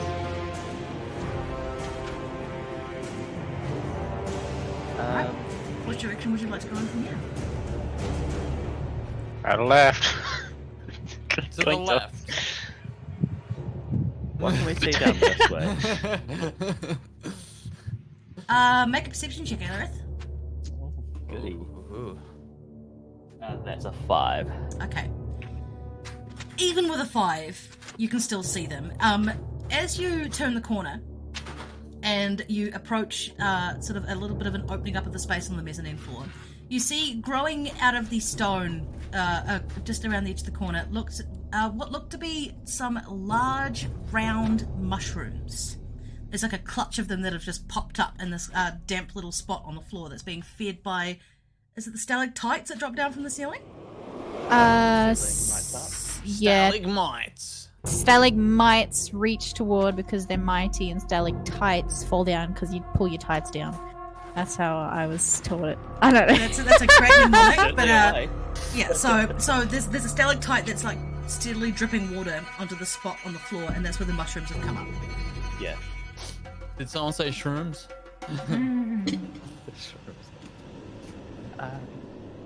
Let's not mess with the mushrooms too much. We're not sure what's causing these spores down Maybe the shrooms. Yeah. there. Yeah. Is this portion of the cave mapped? Consult your map, and I'm gonna need you to make a history check. I'm just gonna go pee. I'll be right back. Okay, so it's not just stalactites and stalagmites. So little tiny ones are called straws. Bigger ones that are connected are called drapery. Ones that go from the roof all the way down to the floor are called columns. And then there's flow stones, which are made from a drip from the roof, but are rising up from the floor. My man's diverse. If it's got lava in it, it's called a lava sickle. It is. If And it's a what rock, about bringing it's this called rock. Rats. I like rats. And his name is Dwayne Rock Johnson.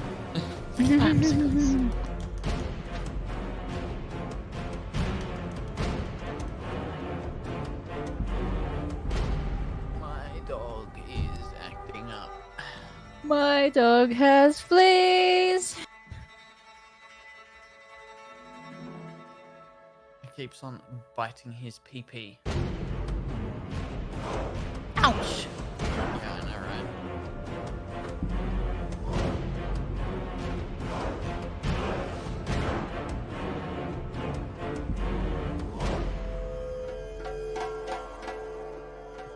If they're an adult and they do that, it'd be cause of concern. Like an infection or something. But a puppy doing it is like, oh, what's that? Arr. Ow. What if it will do it again if I bite it? Oh.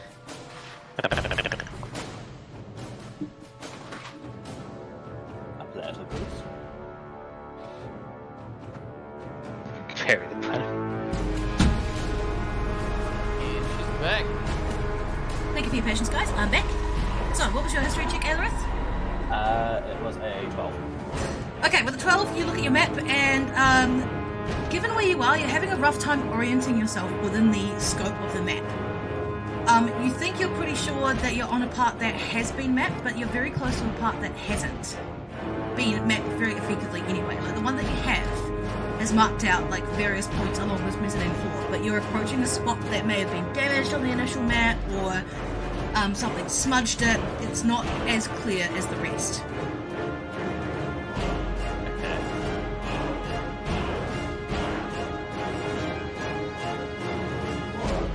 I'm going to turn to the others. Do you think we should be heading deeper to find these batteries that Merlin spoke of? You'd think so, right? Deep is not explored. Shallow's already been explored. Yeah. Hmm. I mean, I know we're here under the guise of being cartographers, but that's just so the townsfolk don't get on our backs about trying to be magic willy-nilly and all that bullshit. So, we came here for the rocks for Merlin, but we have to leave here with rocks for Merlin. Mapping can come I later. mean, if he's wanting to charge the city walls, there might be some big rocks. Hmm. That or rocks that could be dangerous, because if they're so full of energy, then, well, small. extracting them might be... Volatile. Exactly. Yeah. Either way, I think we should be heading deeper rather than exploring these shallower surfaces. I'm not stabbing any more rocks, by the way. Fuck that. You learned your lesson from last time. Batteries. I'm sure that's a wise idea. Who knows, might Unless meet you your like mum being a again. puddle. Alright, I don't. do you think those cave entrances would lead deeper? Actually, does the map say where those cave entrances lead? Make a... I'm just gonna need you to do an investigation check on your map. Like, so let's just say you get into some better light and you start looking at your map more thoroughly again. It's a 17. Alright, that's a good roll. Okay, with a 17, you can see that quite a lot of the mine shafts on either side of the top of the T lead to further extended areas of the first level of the mine. So it's not super deep, it's all kind of in the same sort of crust area. There's a few spots that have dipped down. But looking at the map again under better light, you also see that there is, like, you're currently in the mezzanine floor. And you see that there is a snaking arm that curves around to point towards a part of the map that hasn't been explored yet. Is that down in this direction? Yes. Okay. Let's head this way then. Yes, Mom. Front. Alright. So as you guys make your way down, avoiding the dripping stalagmites and stalactites, Kinura, as you guys pass this other clutch of mushrooms, can I get you to make another nature check for me, please? Sure.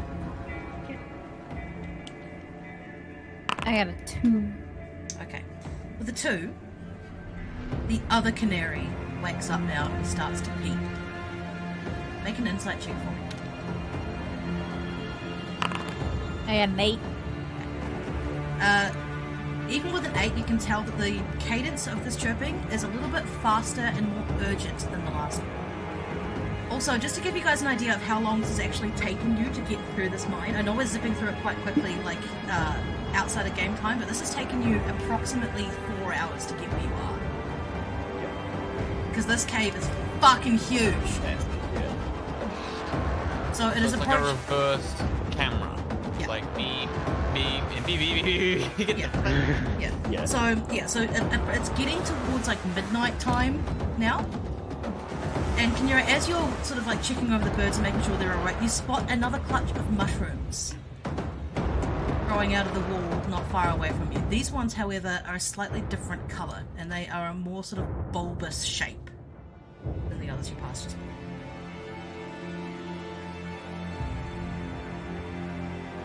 Can I sort of step closer to them and see if they go off more? Yeah, it'll be an investigation check. Yep.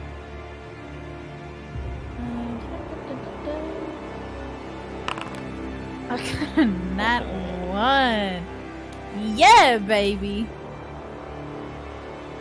Okay. The nat Does one. anyone else notice the chirping birds? Podvar's closest to Kinura, so make a perception check for me, Pod. Hold on, I'm just gonna grab my vape juice. Slash, keep remembering it's slash. Perception check, right? So Yep. +4, whatever. Oh, so 23. Okay, Pod. I love how you rolled it as lamp. Yes, I am the lamp. The lamp has noticed. Oh. The lamp sees all. Lamp sees all. Yeah, it's because you would have had the lamp selected. So lamp with an excellent roll. Pod, you can actually hear the birds chirping. So you turn around and look as the second one kicks up a fuss, and you watch Kinura sort of check over the birds, and then you see her head lift and look at the clutch of slightly glowing, bulbous-looking mushrooms in the corner of the room. So you can go over next to Kinura, and you can give her a hand here if you'd like. Yeah, I'll do that. Can I also cast Divine Sense, please? Yes, you can. So it doesn't require a roll, but oh yeah, it requires an action, so that's fine. But within 60 feet, any celestials, fiends, undeads, consecrated, and desecrated beings, I can sense them, but I don't know the location if they're behind total cover. Okay. So do I sense them? Celestials, fiends, undead, consecrated, and desecrated. Yeah. Okay, so it's... So, going by the wording of this skill... Yeah, anything within 60 feet I sense, but I cannot see... I can't sense the type or the location Yep. if they're behind total cover. Okay. So, essentially, as you approach these mushrooms, and you've cast your Divine Sense, there is a waft of a rotten, wet, scabrous smell for a fraction of a second, and then it disappears as you approach these mushrooms. Runes, can I get you to make a... What will it be? No, it's not going to be a constitution save, don't worry. This is actually going to be a medicine check here, Runes, as you approach these mushrooms. Well, I'm high on that. Could be good for the meta. Wisdom saving throw. Yes, the mushrooms have brains and they're psychic. Medicine. Wait, I gain like +2 of my skill for that, don't I? Yeah. What is it? Medicine. Yeah, so you get a +4. Save. +4 and then a +2 because my skill is a paladin. So 16 +2, 18. Okay. With an 18, you are drawing on your years of being a combat field medic and having to use slightly unorthodox medicines. Sometimes when you didn't have the supplies yourself. And as you turn around and you investigate these mushrooms a little bit closer, you recognize them as being similar to something that you'd use to stop bleeding. Like they've got a coagulant effect. As you approach the mushrooms, you sort of you look. They're quite large. They're like the size of your head, so you can get down on your hands and knees and look up underneath at the gills. And you recognize that these mushrooms are similar, and you also know from your history that these things like to grow on dead bodies. They are saprophytes of flesh, not just of earth and wood and that sort of thing. These kind of mushrooms like to grow on dead things. Okay, so can I make a perception check if there's anything moving around the area? Like ground moving or anything like subtle? Yeah, for sure.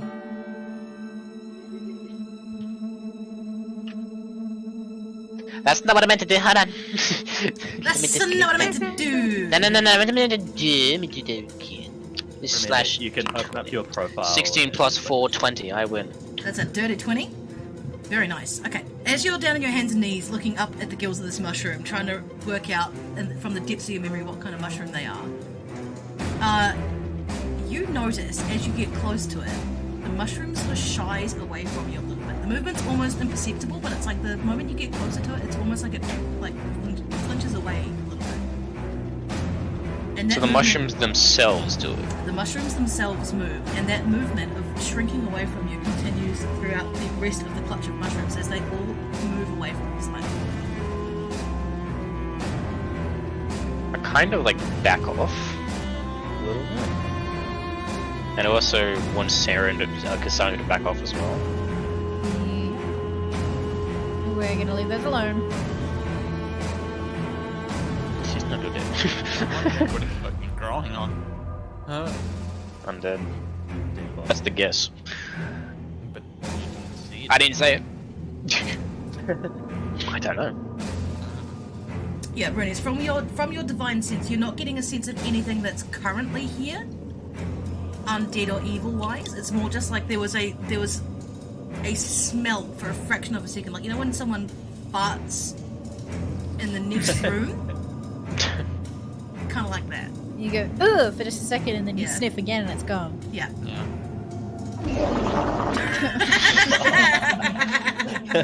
Run!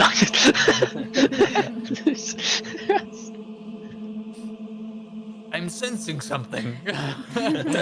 Wait, so I sense. I don't sense anything. I don't sense anything. You sense the Not fart. anymore. Not anymore. You thought you did for a second as you approach the mushrooms, but you don't sense anything anymore. Okay. I'm gonna move along then. Right. Let's go, Ted!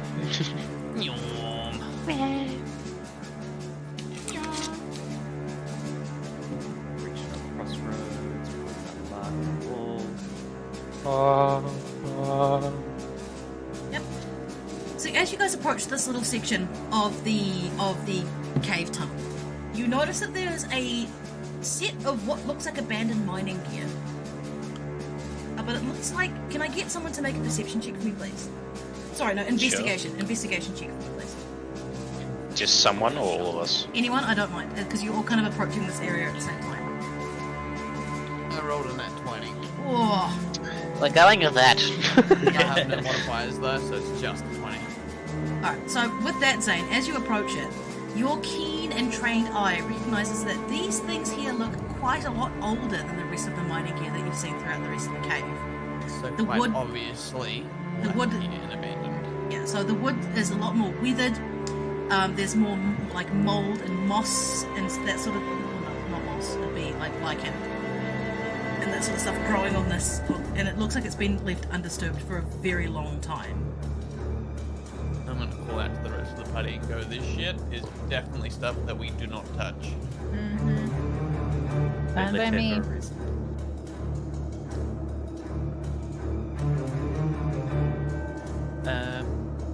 Am I still following what the map's telling me to like go towards the undiscovered portion? Yep. Although I will give you a call out for time because it is in-game time right now. It is roughly like 1 o'clock in the morning. Should we stop and have a rest, guys? It's been a long day for everyone. That would be a fine idea. Yeah, it's kind of tiring doing your taxes, you know, and walking. Yeah, that Alright, business so, stuff. you know, that business Yes, stuff. did you sort your taxes, Dizane? Well, I had a look at a lot of spreadsheets and really dove into them, but yeah, it didn't Ah, resolve I see. Didn't resolve much. Oh. So it's not been finished, has it? No. No? Oh, disappointing. Yeah, quite the endurance for Texas. 100%, yeah.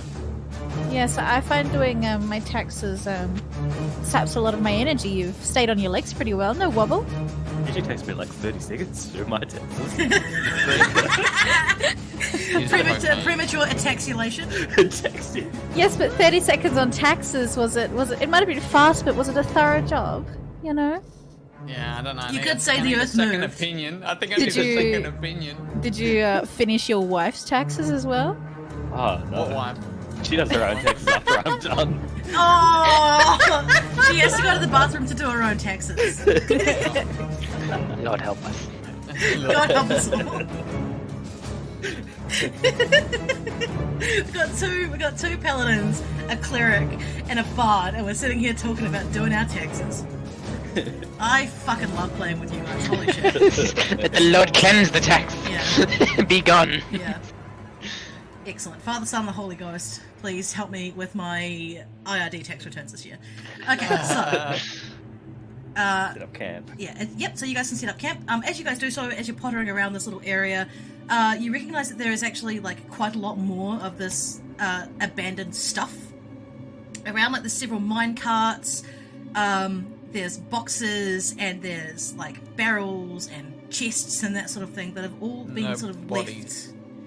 Make skulls. a perception check for me, Zane, as you're sort of organising the perimeter. I rolled a 16 plus 3, 19. 19? Okay. So, as you are sort of like going around establishing the perimeter for your camp while everyone else is getting out the tents and the bedrolls and like, do you guys want to do a fire here? No fire. Fire in Yeah. the cave, bad idea. We've got lanterns. Yeah. We'll keep one of the lanterns up. Alright. Yeah, actually speaking of, I think the tallow might be about to run out on these ones, so it might pay to refill those while you have the opportunity. Okay, so Zane, as you're wandering around sort of establishing the perimeter for the camp, you walk over between these two abandoned mine carts and you look down in between them and you see what seems to be a sort of smear along the stone of the cave floor. It's a different colour than the rest of it. And you kneel down and touch your gloved fingers to the surface and bring them back up. Do you sniff them or do you lick your fingers? Sniff first. Sniff first. Yeah, even when doing your taxes as well, you stick the fingers in, you sniff. If it sniffs alright, then you can like if it Continue. smells Then you rank, can really get into you know, the nitty gritty of your Taxes, yeah. income taxes. Like I immediately just thought of Leo licking the bus before. Oh, dude, I know. Fucking hell. All right. So Zane is as you do so, Zane, you sort of lift your fingers up to your nose and you take a sniff, and it's like a sort of like. I was trying to think of the way to describe the texture of this. It's In his nose? no, like how it feels in his gloved fingers as he goes to take a sniff. It's kind of like Done like an oily, moist type of feel. It's oily. Yeah, it is oily, and it's kind of Oily, like this, but like sticky. yeah, kind of. Viscous. It's viscous. Oily, No, sticky. not mucusy. More like it's Tree sap, kinda? kind of. But if it was tree sap made of oil, Okay, so it's got a lot more. it's like you know of that thick sort of grease that people put on like engines and stuff for the moving components. Yep, It's kinda like that. yep. It's kind of like that, and it sort of sticks to your gloves. And as you lift it up to your nose to smell, Zane, it's stink. For the first couple of seconds, it just reeks of like rot. It just smells like there's something that died here a long time ago. But there's also a strange undercurrent smell of burning. Like that sort of ashy, burnt hair, burnt carpet kind of smell underneath the smell of the rot. Do I see anything else with my 19? No other marks? As you sort of wipe your hand off on no, the I'm not stone wiping first. my hand off. I'm leaving it on my glove. Okay, so you stand up, Go you back. take a couple of steps back, and with your 19, you can see that the smear is vaguely the shape of a human body. Oh, that. Oh. It's kind of like standing back and looking at it. You can see that there's like a head, shoulders, and then like legs. Is it kind of like how when you see like forensic documents of people who have died in their homes on their mattress or something, and you can It's very a clearly decomp see the stain. human shades? Yes, Yeah. it's one of Melted those. I'm actually in a Facebook group called "Is This a Decomp Stain?" and it's got some top quality content in there, guys. Yep. But yeah, that you've got it in one, Kinyo. That's exactly what it looks like. There's no other bodies like this, no other bodies, no bones, no nothing anywhere else. You can feel free to continue looking around the edge of the cave. Yep. Yeah. Alright, I'm gonna need you to roll another perception check though, but this time do it at advantage because you know what you're looking for. Ooh. I rolled a 15 plus 3, that's an 18, and a 10 plus 3, that's a 13. So Okay, with an 18, you wander around with what your gloved hand kind of like far away from you, but you are still looking. However, the further you get away from the lantern light, it is harder to see. Would you like to borrow one of the lanterns while you're doing this? Yes, just the. Alright. So you pick up one of the lamps, and you are holding it in your other hand as you're walking around and investigating. As you are moving through, can you stop freaking out? And just chill the fuck out. That's really good. You find another smear similar to the first one over in this corner. Looks the same, smells the same. Yeah, looks the same, smells the same, but this one is next to what looks to be like a it may at one point have been a backpack or a rucksack of some sort. It's like a mouldering sort of pile of rotten fabric. It's been sitting underneath the stalactite and it's been dripped. It's had quite a lot of water dripping down on it, so it's like the fabric and stuff underneath looks all sort of rotted and mouldy and gross, but there is still that sort of decomp stain on the stone next to it. Is that the entirety of the edge of the cave that I've searched, or is there still more? That's pretty much Might be- that's pretty much all you can search without going further down the trail. Alrighty, so easy. Now I'll go back to the guys. I want to show them my fingers. Sniff my Guys, sniff my finger. Yeah. Smell my fingers. Remnants of the tax. That way. Remnants of taxes. So I wanna like point out those locations and go. I think people have died. It looks like a silhouette of a dead person just stuck on a rock turned into sludge. Over there and there, and point, and then ask if Pisnir or Alra, you guys want to put this sludge in a vial or something, or take it out. Vial Is cats! it interesting? Or am I just wiping it on Podvar? Immediately back away. I think Chasing it with my might fingers. be interesting to keep it and take it back, because I mean, if it's humans that have decomposed, but they're just a sludge, then surely something had to have been breaking them down. But if they're not like rotting away and being eaten consistently, it's almost as if the important structural parts have been eaten and yet the yucky bits have been left over. It'd be interesting to try and find out what kind of animal or creature would do that, I guess. I guess we'll keep it. Does it burn? Can we use it as tallow? No Is clue. it human fat? Okay. Yes, is it human fat? So are we going to the location and scooping more of this goop into a vial or something, or? Well, now that we're in kind of a rest time, would we like to test if it burns? Weird and wacky experiments with the science guy. I mean, like, I'll go It's- Steve. well, surely we're going to find some more decomposed bodies further on, and if we run out of tallow, then, you know, we have to find a reliable source of getting more. So, why don't we experiment? What do you think? Don't see why not. Alright. Excellent. Please, anybody state if you have cannibalistic lust. The smell may set you off. Aside from the usual, I'm fine. Oh, yeah. Thank you for clarifying, Elrith. Really, really appreciate you fixing that up for us. So you partake in eating your taxes, then, yes?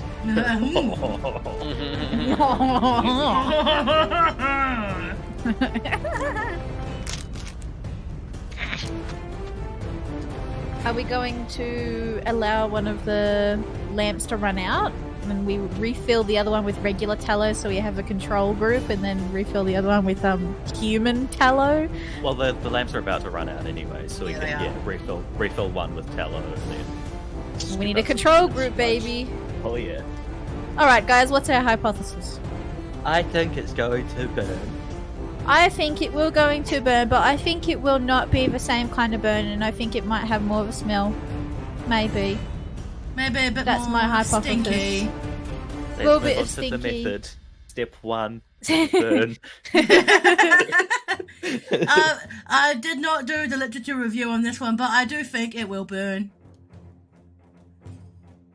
Yes, there are no peer-reviewed journals of human tallow effectiveness of burning for use in lamps specifically. So I think we should put in for a peer-reviewed journal, and we should be the peers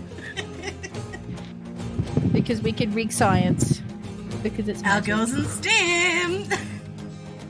Oh fuck hell. Okay. Yep. So all right. So the lamps here. Which one do you want to put out? We'll put out my one because I can hold it a little distance away from me, so it doesn't smell right in my That's a face. good idea. Yeah.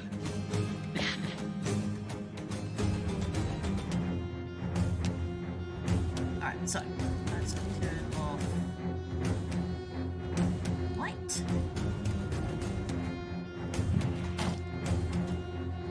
Yep. Alright, so the light in this little lamp has gone out. Alright, I'm back. What's the plan here, Aerith? What's the plan? Gonna go over here, put the lamp down with the mage hand, Mm-hmm. and then use the mage hand to scoop up some look and put it in there, so I'm not touching any of that shit. I ain't touching any of that shit. Yep, that's fine. You managed to scoop a significant amount of human remains into this lamp. With sacred flame lighted. You guys do all have tinder boxes in your adventurous kits, so. But that wasn't the question. Yeah, but It was lighting it sacred as a rhythm. distance. Oh yeah. Yeah. Yeah. Sacred flame would light it. Okay. Also, prestidigitation would, because Yeah. technically Yeah. I'm lighting a lamp, yeah. Well, both of ours are cantrips, so you can decide, or I'll just hock a flame at it. You can hock a flame at it. I'll let Hell you get yeah. involved in the scientific method. Spit on I it, like you being know. in the experiment.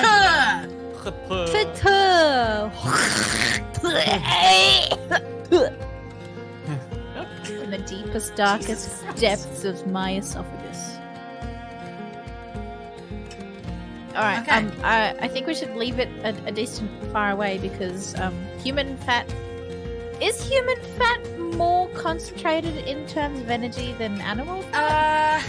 It's Is Is got, there like more joules for the same amount of mass? I feel like it's it's slightly less efficient than oil because it hasn't been rendered. I mean, how fat were the miners that we saw before we entered? You know what I'm saying? Are they chunky humans or are Nah, they they're not- lean? I think it might be Not the overly chunky chunky. muscle. It might be chunky muscle, not chunky. I mean, 26 kgs of fat and skin creates a fire of about 120 kilowatts on average. How do you know that? Science. Girls in STEM. I have questions, but I don't know if I want answers. Okay, But so random providers with an advocate work. Wiki.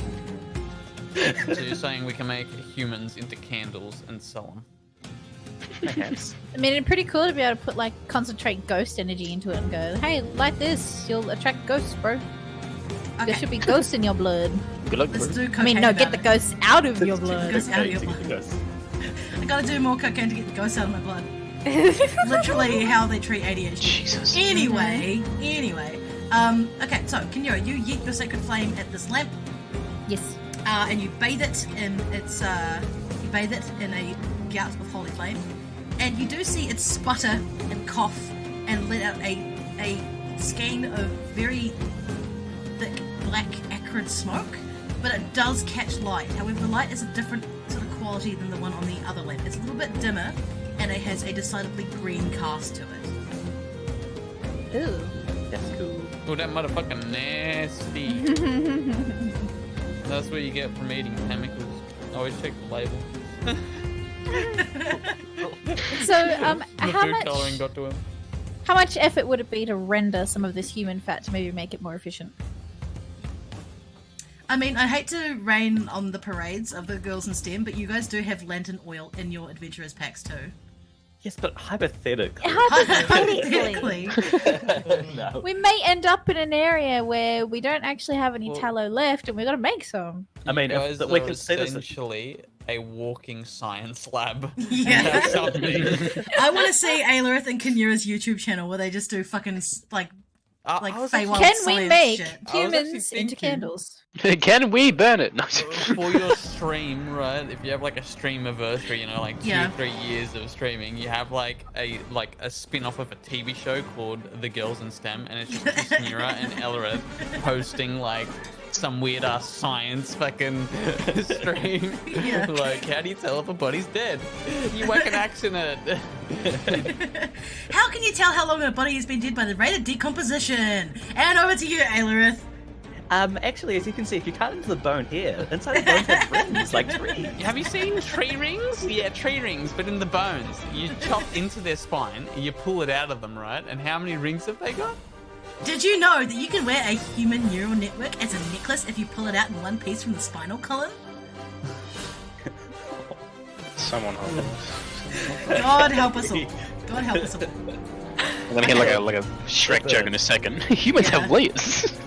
Humans have layers. Humans, and Like so, an onion. So Kinura's sitting there in front of a dead body, and she's got a claw, and she's like, "As some of you may know, humans, like onions, do have layers." As she cuts into the chest, and she starts peeling back like the skin, the fat, the muscle, gets into the body cavity, and then she goes. The body's still alive. Yeah, the body, he's still alive. Spits on it so it can break down, so she can continue going deeper.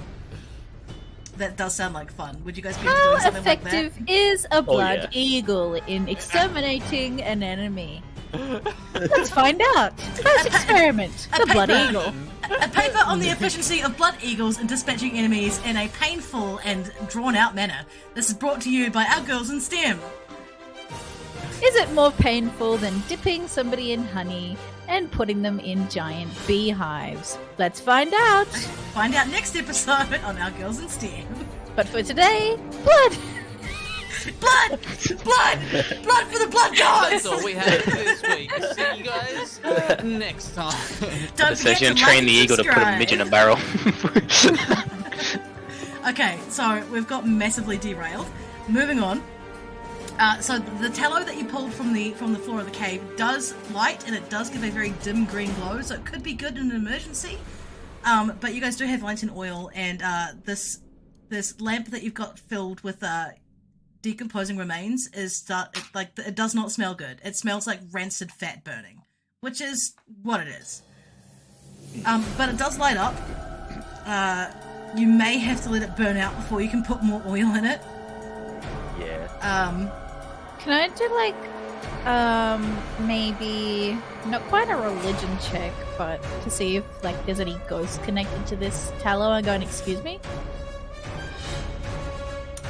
This is Where going to would be, that be? and this is an Arcana check that you're doing. here for Arcana. that. Yeah. Gotcha. I got a 2. And his name was Bruh. Brent. So with a 2, you don't sense anything. But the ghostly green light that this lamp is giving off is giving you the fucking willies. What is that? I don't like it. I mean, yeah, we've experimented. Now onto the cleanup. Yeah. Alright, so you guys can make and break camp here if you like. Alrighty. And we're going to put the stream on a quick pause just while I get some stuff organised. We'll be back very soon. Thank you very much for your patience, everybody. Felt like pepperoni.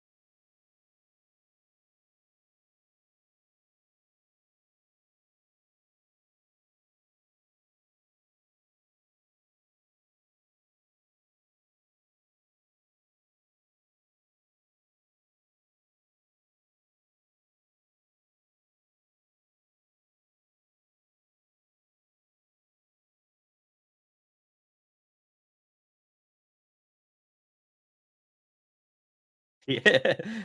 Alrighty, and we're coming back. Because wouldn't that be more salty than a slice of pepperoni or salami? No, definitely not. probably They're not. Nah. Really? Yeah, they've got more water in them, whereas pepperoni is like dry Pure AF. salt. Yeah.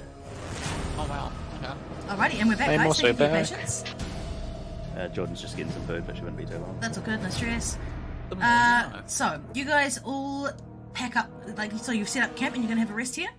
Uh-huh. Okay. Pack up. Who would like to take first watch?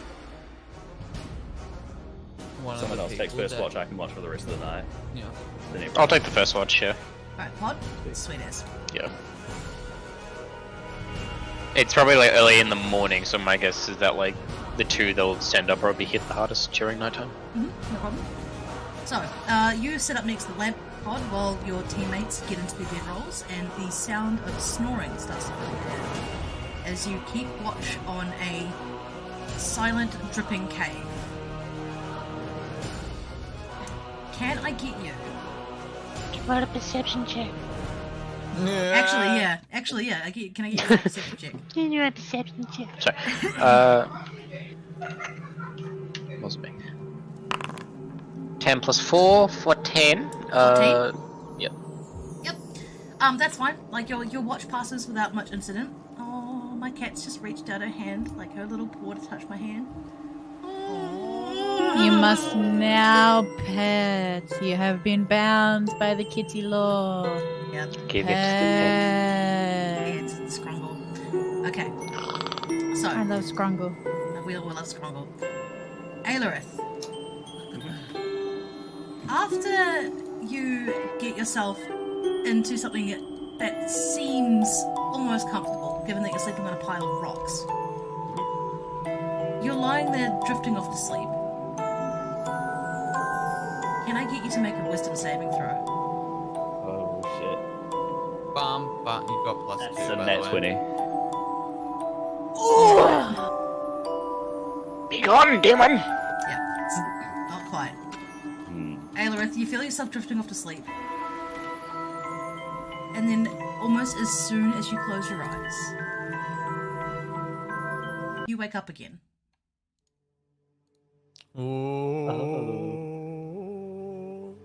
Out of body experience. God is here. You fucked up when you burnt my wife in a lantern. Yeah. Aelarith, you awaken in a place that is very much not the place you went to sleep. Make a perception check for me. Say 13. With a 13, you stand up and you try to get your bearings. But this place doesn't seem to want to settle under your eyes. Every time you think you get a good look at something, it's almost like you blink and it changes right before. The air around you is filled with butterflies that glow a soft pink in the darkness of this cave. With 13, you can hear water lapping gently at the edges of something. And you also hear a soft voice singing quietly. Can't quite make out the words, but you can make out the direction it's coming from. It's further up. I'm gonna walk towards their voice. Right. As you approach these huge ancient stone steps, your footsteps splashing gently into the layer of water across the top, you find yourself confronted by giant lily pads. As you walk through, you set off clouds of butterflies that go up around you with each step, floating like motes, like sparks out of a fire.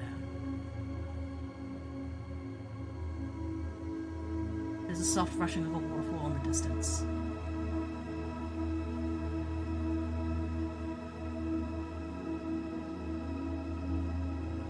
As you continue to walk up, the brightness of the 3 glowing clouds you see in front of you illuminates this end of the room. as you approach what looks like a huge flower. Petals drifting softly in the breeze as the butterflies swirl up around you, obscuring your vision for a moment. And the singing stops. You can see in front of you 3 glowing clouds.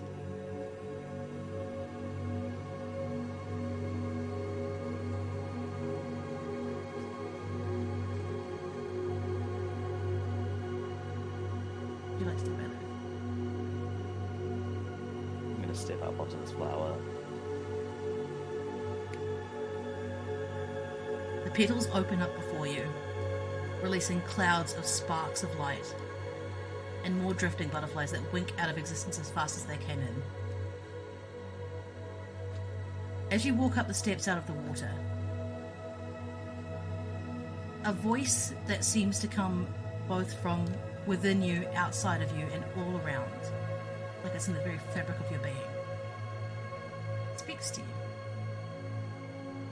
And it says, "I've been looking for you. It's about time." You have? Yes, Where are you? I can't see you. I'm all around you, Ella Linguinum. I've been with you for a long time. Mad?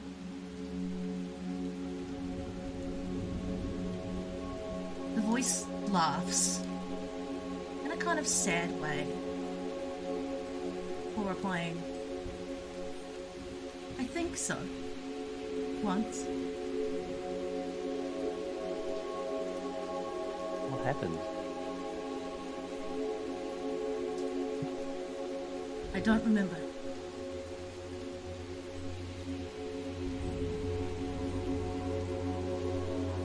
But you're getting close.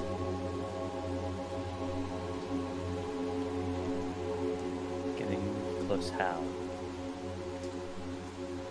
As you say this, Aelirith, you watch these 3 clouds move a little bit closer towards you, and the light that they give off is almost blinding.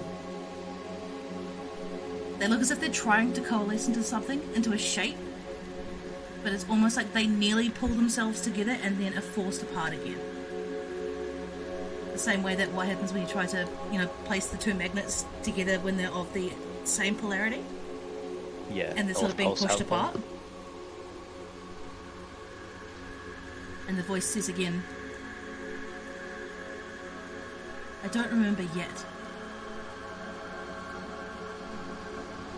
This is the first time I've been able to reach out, so something has changed."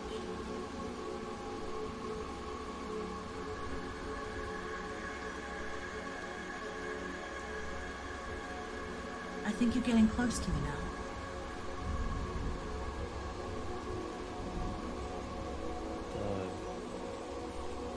This isn't... You're speaking to me, but this isn't you. "I don't know.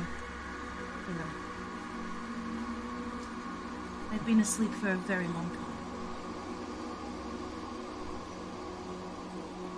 And there are parts of me that I can't quite pull together. Do you think your diary will help you pull together entirely? I hope so.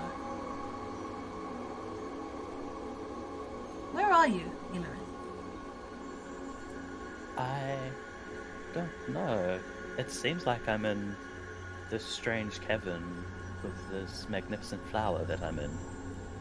And there No, are 3... I mean your body, Illyrin. Where are you? I'm inside the caves by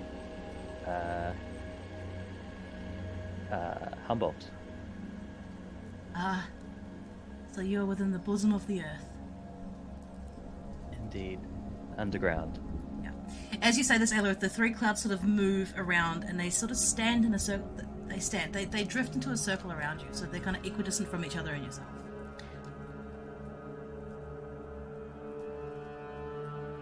I think you are close to the home of the Danan. They call us the Underpeople for a reason. Born from the earth and returned to it. You have to find me, Earth. You have to find me before it's too late. We'll try. And with that, before you even get a chance to respond, you wake up.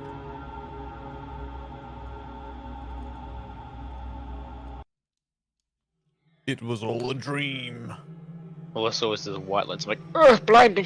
I hate those stories that you read where at the end. It was all a they woke up, dream. yeah, it was all a dream. That's like So, every Aelith, as you are story. kicked into waking, your heart's hammering, you're sweating. It feels like you've just woken up from a nightmare. As you sit up straight in your bedroll, breathing hard, hand to your chest, sweat cooling on your brow, as Podvar is just about to finish his watch and come to wake you up. What do you say?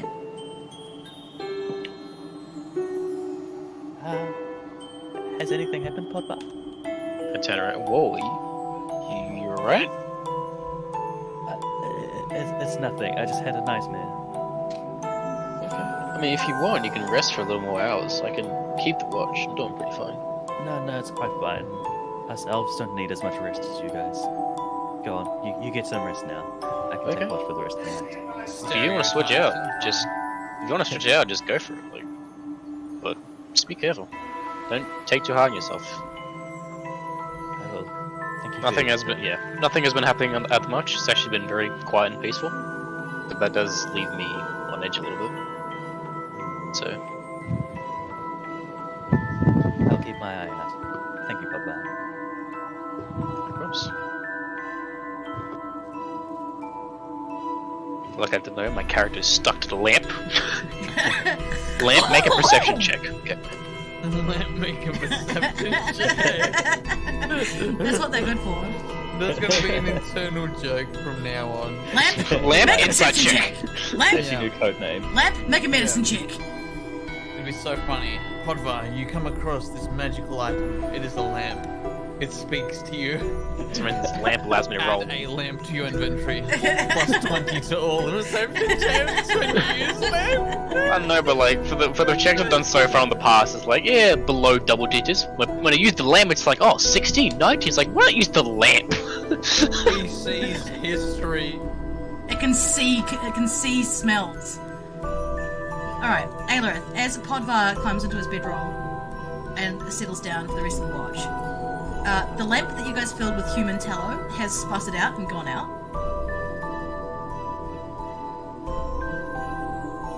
And the cavern is no longer filled with the ghostly green light. What would you like to do now that you're up awake by yourself? I'm gonna open up Matt's diary. As I Alright. usually do. Let it sit on its spine and let it open up to the page that it wishes. Okay, make an Arcana check for me. That's a 7. Okay. Even with the 7, the book does what it normally does and falls open in such a way that you're pretty much able to see exactly what the page means when it does so. This page opens up to a wall of text. It's been written very hastily, it's very messy, and it's really hard to read, especially in this dim light. But essentially what this page is saying is giving you the details of an event that I guess happened a long time ago. As you're reading through it, you can hear Mab's voice almost telling you the story in a rushed, out of breath, exhausted tone. As she tells you what happened last time she was in a cave similar to this, on a mission much like your own. You read that despite being one of the Underpeople, one of the Tuatha De Danann, the fairy folk who live under the earth, she came across something that just wasn't right. And along with her team of adventurers, much the same way that you're doing now, they tried to get to the bottom of it. They ended up having to turn and flee.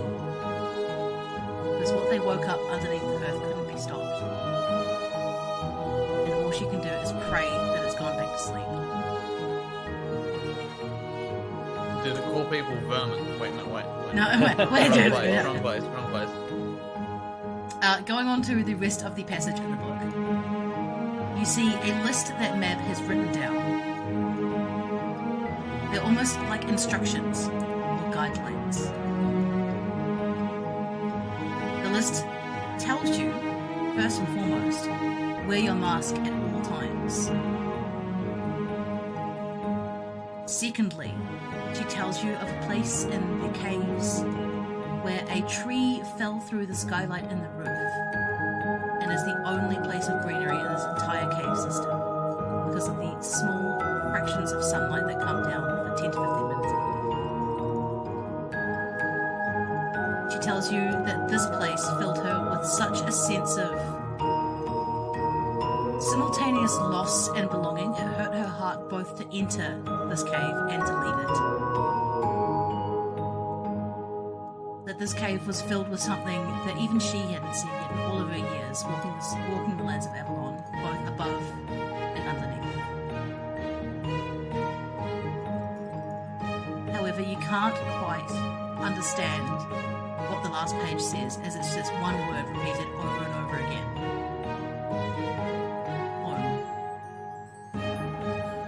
Fills the page. It's written in scribbles up and down the margins. It's written over and above and below itself, over and over again. And that's all the book can give you for now. For a 5, that's pretty fucking good. About to say the last word, but cheeks. But jeez. Wonderful book. The book is good. That's good. Not Alright, as good as Lantern, though. not as good as Lamb. Alright, so just checking in with you guys. We've been playing for about 3 hours. Are we good to keep going, or do you want to call it there, or like, how are we feeling? I'm finding it very difficult to not disassociate every 5 minutes. Okay. Things are about to pick up, Kinura, so do you want to hang out for like another half hour and see how you go? Half hour since usual. Yeah, Okay, Fancy sweet. fancy Can do that. spiders. Yep, That no sounds problem. Okay, so, right, guys, Aelorith has had her moment with the book. You guys get through your watch just fine, and you wake up at what you assume to be 9 or 10 in the morning, but it's hard to tell because you're in a cave in the depths of the earth. So our bodies in the sleep schedule has woken us up. Yes, your body clocks have woken you up rather than the other way around. Okay, so yeah, so we probably can just estimate it just by around what we've woken up to. That's fine. Alright, do we want to head deeper? I guess so. I feel like if there's anything to find for Merlin, it'd probably be in the deepest part of this cave. You know what I'm saying? Well, I mean, it wouldn't be easy to obtain considering the nature of the project. Exactly. Well, let's go. Alright, let's go left. Back the way you No. came. Not the way we came. The lamp is good. Alright, Lamp is good. lamp is good, great. lamp is right. That sounds religious. Oh no. I'll probably take the first forward because I got the lamp. I got my lamp. Let me go lamp. Go lamp. Lamp, go forward. Onwards, lamp! Lamp, go forward. Alright, so, as you guys make your way through, you see a yawning cave entrance a little bit further up. Aelorith, do you consult your map here? Yes, I do. Okay. So this one is the first of the areas that have not been mapped out yet. Okay. There is basically just you guys have been kind of following a vague sense of direction, based on your map to roughly where you think things should be. Can I get you to make an insight check for me quickly? Lamp, do it. No. 16. 16. Lamp, Okay. what are you thinking? Lamp, what do you think? With a 16, you can kind of see that this part, like someone had started to map out the entryway to this cave. So you've got maybe a couple of 100 meters beyond this cave mouth, but beyond that, there's nothing. Were there any symbols that Miriam put down here? Yes, so the symbols that are attached to this cave mouth are one of what looks like a little cloud, And then she's drawn some squiggly lines that I think represent water.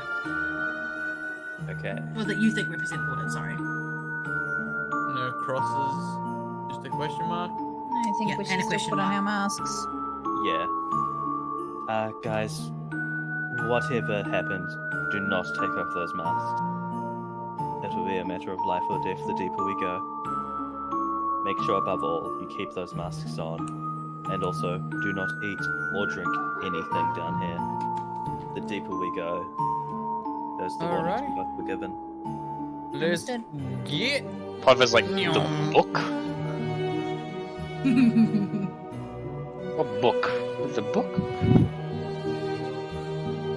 Ah, dear Entered. Podva, you have much to learn if you are to stay with this group. About a book. Ah, yes. You didn't know about the book. Lamp insight check. Lamp is all saying. Lamp knows. Because Ellerith held the lamp to see makes the him- book. it makes it more funny 'cause recites I every held my own page to lamp. you. Well, because like the lamp looks like it has eyes from the design, so it sees everything. Why is my vision like? Oh, because my vision's low because I got the lamp. This goddamn lamp. Alright. The vision range of the lamp. 1, 2, 3, Yeah, how far 4, can the 4 lamp times 5, see? 20 feet. 20 feet. Yeah, 20 feet. 20 feet. Okay, so you guys managed to make your way down the rickety old stairs that have been put there at the mouth of this cave. Mhm. And you arrive on the landing and are immediately greeted with what appears to be an old set of miner's lamps that are burning very low. The fuck But there is are that? also Yep. some sort of crystal deposits on either side of this ladder as you guys make your way down. We have to reset vision, by the way, guys. Yeah, reset vision. Yeah. Yep. So put it down to 40, I believe. Oh, wait, oh, so it's right. Wait, so settings, vision, feet. Feet! Feet! Lamp! No, that's. Feet lamp. Alright, can I make a perception check looking for anything that is not rock and normal? Hold on, Pod. I just gotta fix your vision, buddy. I can't see feet. Not that type of feet either. Right. Alright. Yep, make a perception check for me, Zane. 13 plus 3, 16. Okay. With a 16, you can see that there's clearly been movement of some sort down here previously, but all the stuff down here looks very withered. Much the same way that the wood from the abandoned carts and that sort of thing that you found earlier. But this looks even older than that. No. And when you say movement, what is that like? I just mean there's stuff being left here. Like Okay, there have been people yeah. down here at one point. Because they built the ladder and they also built the mine supports in the ceiling. Yeah. Can I have a look at these crystal deposits behind these Yes, lamps? you can. Make an investigation check, please, Kenura. Sure thing. That is a 13. Roll again. Okay. Can Papa look at them just in case? Because Papa's probably very curious about 6. this stuff too. Okay. It's underground. So add that 6 to your 13. That's a 19. Okay. Kenura, you approach this crystal that's set behind this ancient miner's lamp that's still glowing somehow. And as you reach out your hand to touch it, you feel a current of some sort jolt through your hand. Much the same way that you get an electric shock off rubbing something, that's what happens to you as you reach out to touch this crystal. And as you do so, you notice that the colours on the top of the crystal seem to move and shift. The same way that, the surface of a bubble, how there's all those kind of colours that flex. Yeah, and move? the iridescence. Yeah, the iridescence. That seems to flash across the surface of the crystal the moment you touch it, and then fade away again. That could be useful to power something, right? This, I think we're looking for something of the same nature as these. Touch it again. Hold on, guys. I Hold my hand. Hold hold my hand. hand, hold my hand. I need to go pee. I'll be back in a second. Yeah, does it zap through all of us? Yeah, does it zap through all of us? Can we do a chain to like the other set of crystals and see if we like? to the new episode. Pretty sure we die. Girls How many in crystals STEM. can we touch at the same time before we die? Let's crystals. find out. Are like electricity. If you stand on an insulating material, you won't get zapped. But look what happens when Zane touches it and his feet are in contact with the ground. As you can see here, he got shocked quite well. Let's try again. For we need multiple samples to buff out our sample size so we can come up with a proper conclusion. Come on, Zane. Touch it again. Do it, Zane. Do it. And then add some like Dora elements into it. Can you see that blue crystal? And then have a really long unnecessary pause. Don't touch it. You found the blue crystal. Ask a parent to help you touch it. Thanks for your patience, guys. I have the bladder of an 85-year-old woman. So, are you gonna go and touch it again? I'm gonna reach out my hand to Pod and go, come on, let's touch it. Hold my hand and see if it zaps through us. Podva unwillingly goes like, fuck. Do I smell a simp? Nah, I think Podva's just more interested in what the hell the crystal is. Alright, take your glove off. Hold tight firmly. And Grasp I'll count it down, firmly. okay? Grasp it firmly. And I'll Podva count doesn't see down. those. Are you ready? No. Good. 3, 2, 1! And I touch it. The exact same thing happens again, but this time, Podva, you feel it shock through your hand, up through your shoulders, and into your teeth, and it just sets them on edge. You feel, Hey, it ringing, you feel it ringing in your ears. And Kinura, you feel like something has just, like, slapped you upside the head a little bit, because the shock was much stronger this time. Much stronger this time. Much Yeah, stronger this time. no, not doing that again. Do we want to And the collect iridescence some of this? flashed way brighter. We We didn't don't actually get identify. we didn't actually get told what the crystals look like that charge the Brigantian shields, did we? Well, I'm We didn't have any guessing it'd be information on what they look like. Something like that. Am I able to cast Identify on this? You can try. Sweet. Make yourself known, Crystal. Make So- a wisdom saving. No. But, so, Alorith, as you approach and try to cast Identify on this crystal, it's almost like you kind of get an idea of what it is, but it just slips out of your grasp the moment you think you have it. From your Identify spell, you can see that it's a crystal. It's almost quartz-like in nature, but it does seem to have some sort of oiliness around it that makes it slippery for you to grasp onto in your mind. Although, what you do figure out with the Identify spell is that these crystals are the reasons that these lamps are still burning. So they're a source of power.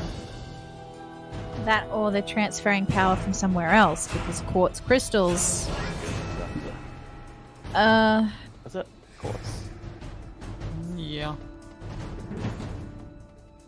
It's technically not conductive, but it does have certain electrical properties. It's an insulator, technically, so it may not exactly be quartz, but it could be something similar. Piezoelectric. Look, can I check with, let's say Paladin's Lab, whatever the magic thing is. I just want to, I've created, a little ball of light, kind of like a marble, and then just kind of slowly put it towards the crystal, just to see if any Feywild magic is, come in contact with it. Okay, so I'm just going to have a look at your skills and see if there's something that you can use to do that. You can probably use Sacred Flame. No, this is going to be a Divine Sense again. That's fine. Yeah. So you turn your Divine Senses towards this crystal, Podva. And as you do so, that same, short-lived whiff of bad energy, bad smell, passes through your nose again, And as you move closer, the smell disappears and you start to smell a sort of ozone acridness. The same way that the air smells right before lightning is about to strike. And the crystals try moving away from you. No.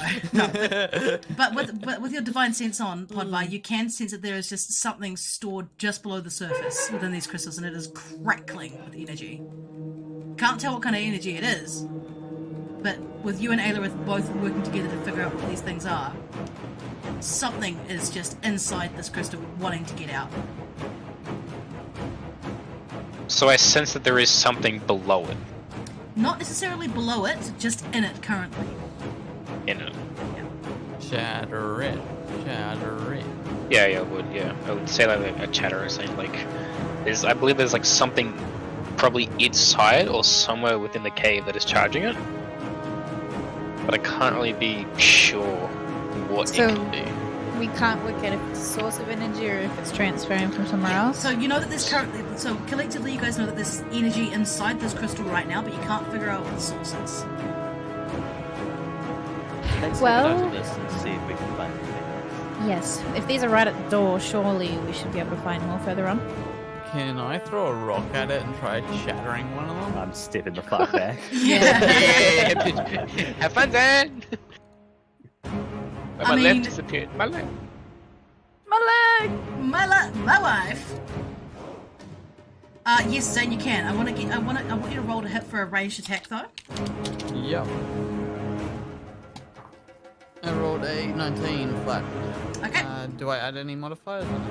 No, because you're just picking up. This is going to count as an improvised weapon strike. So this is Yep. you're just picking up a rock off the floor and yeeting it at this crystal. Okay. Roll damage. What am I rolling for damage for an improvised weapon? It'll just be D6 or- D8. Roll a D8.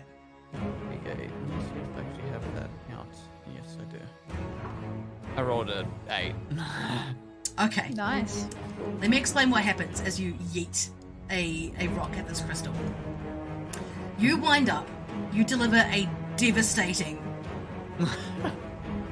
rock strike to this thing, and as you do so, it catches one of the facets and sinks in with a loud ding sound as you throw this rock in, and then it's almost a split second later, but the split second stretches on for ages before the one that you hit explodes with a resounding crack and a flash of light, and the iridescence of the rest of the crystals flares up really brightly for a second and then disappears. The noise of this crystal shattering is so loud. It's like the entire, like a huge pane of glass breaking. And the sound echoes down the empty hallways of this abandoned mine shaft. Alright, so we're definitely not cutting the crystal and trying to take bits of it, because, yeah. Onwards!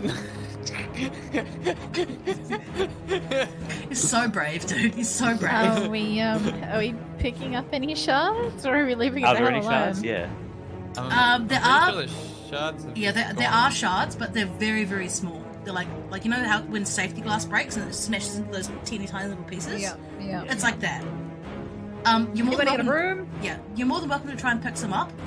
Although, can I get you guys Use to your make gloves. perception checks for me, please? Perception! 12. 15 plus 3, 18. I Okay, got a 21. 21. 21. All right, the collective is already high enough to pass the DC. As you guys are like looking at the shards that are sunk into the ground and like sort of been studded into the walls and that sort of thing, you realize that the color and the iridescence of them is no longer there anymore. It's not glowing, it's not shiny, it looks like dull, dirty glass. So I'm guessing then it was definitely a transfer. It wasn't actually the source. So whatever's in the crystal is the one making the power. Or it's possibly connected to a network and we've just shattered a node of the network. Onwards. We've got rocks to throw. Like, god damn it! What a big area. rocks to throw. I want to find something else to throw a rock at. Hey, Bones! Oh. Zane happily just walks towards the bone. Yeah. I knew I'd find you, Jeff. The Jeff. Jeff. All right. So you guys managed to make your way through. Oh, actually, hang on. Sorry, I'll get your lamps. Lampur. Is my lamp gone? Now, is this bones human bones, or is this bones like something that's obviously not human? This bones are just miscellaneous bones. I know they look human, but that's just because of the map asset. It wasn't my addition to that one. So they're just rocks that kind of like bones. No, they are bones, but I think they're more like animal bones than anything else. Ah, okay. What kind of animal? Make a nature check. Actually, make another nature check, can you?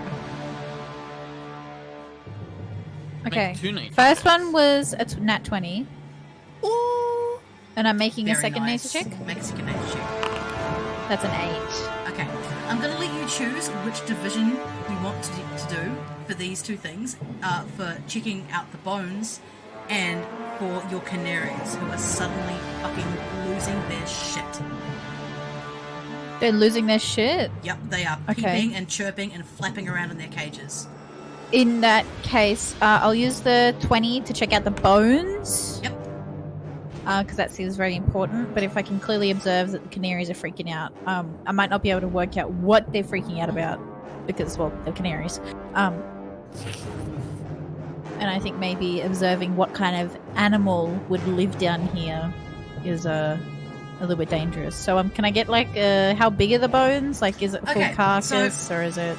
So the bones that are lying down here look to be a little bit like malformed, almost like they've been bent out of shape by something. But as you go a little bit closer and you investigate the skull, you recognise that it's reptilian first and foremost, and that it has a very long, elongated like snout, and it has 4 limbs and a long tail.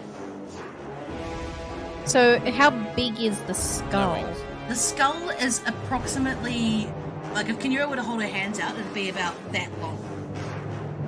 From like back of the head to the tip of the snout? Back of the head to the tip of the snout, about that long.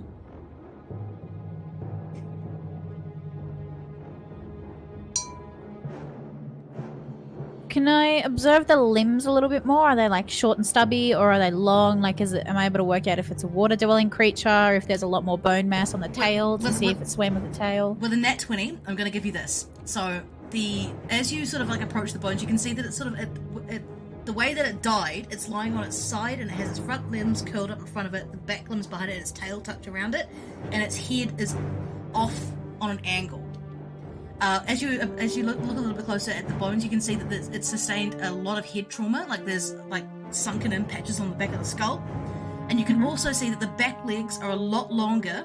Like the femur is a lot longer than the front limbs. The front limbs look to be sort of shorter, curled up against its chest, and the back limbs seem to be a lot longer as the knee bones sort of poke up into the chest area, and the tail is quite long. It's curled around. So looking at it, it looks like this might be some sort of creature that like runs or jumps, given the size of the... Bipedal? It's bipedal. Possibly? Yeah. Shit, man, we're dealing with some magic dinosaurs!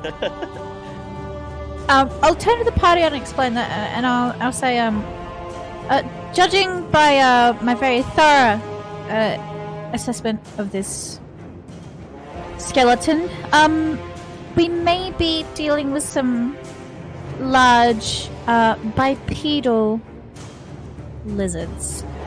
And judging by the snout and all sorts of other things, I'm not quite sure if it's a fish eater or a creature eater. But considering that it's here, It means we're I'd in say the right we should- direction. Yeah.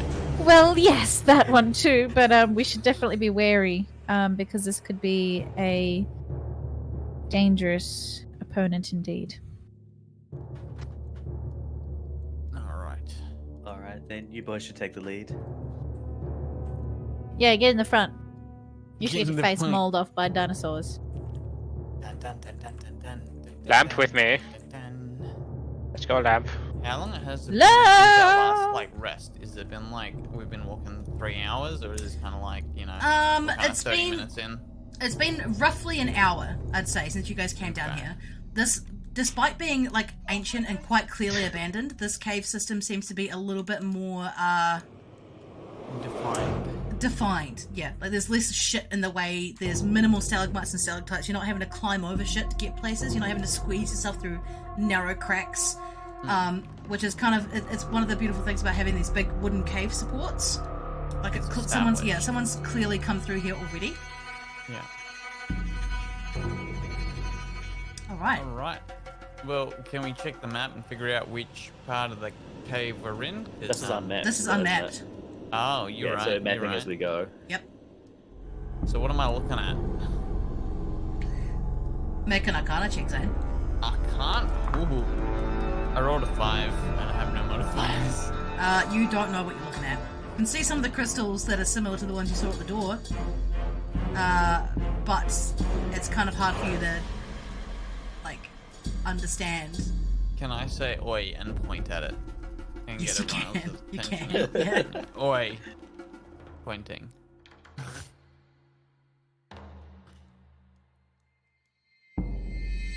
I said oi. Point. Yes, yes. We're looking. Yeah. We're looking. We're looking. Make some checks here, guys. You wanna? It's up to you what kind of check you want to do, given what you're seeing. I wonder if Ayla. we sacrifice Podvar in there if it'll do anything. I'm back. Stop No. trying to kill your teammates! Oh my god. Fucking yeah. Checks as well, I guess. Yeah, Investigate. I'll go for an should do. investigation. Okay. Probably, Alright, probably Ayla, the same thing. as Yeah, you- probably as- looking yeah, as- around it.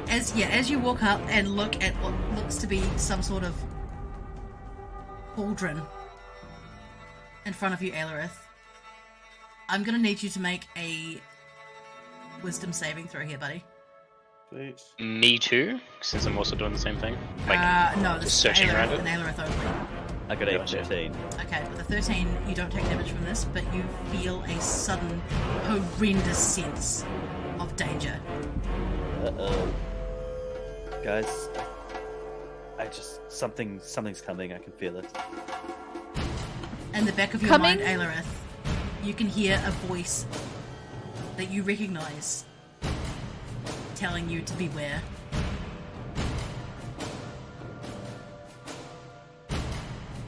Should really be careful, guys. So I wonder what happens if I throw a rock at it. Do not throw a rock at it. Tried and true way of testing something.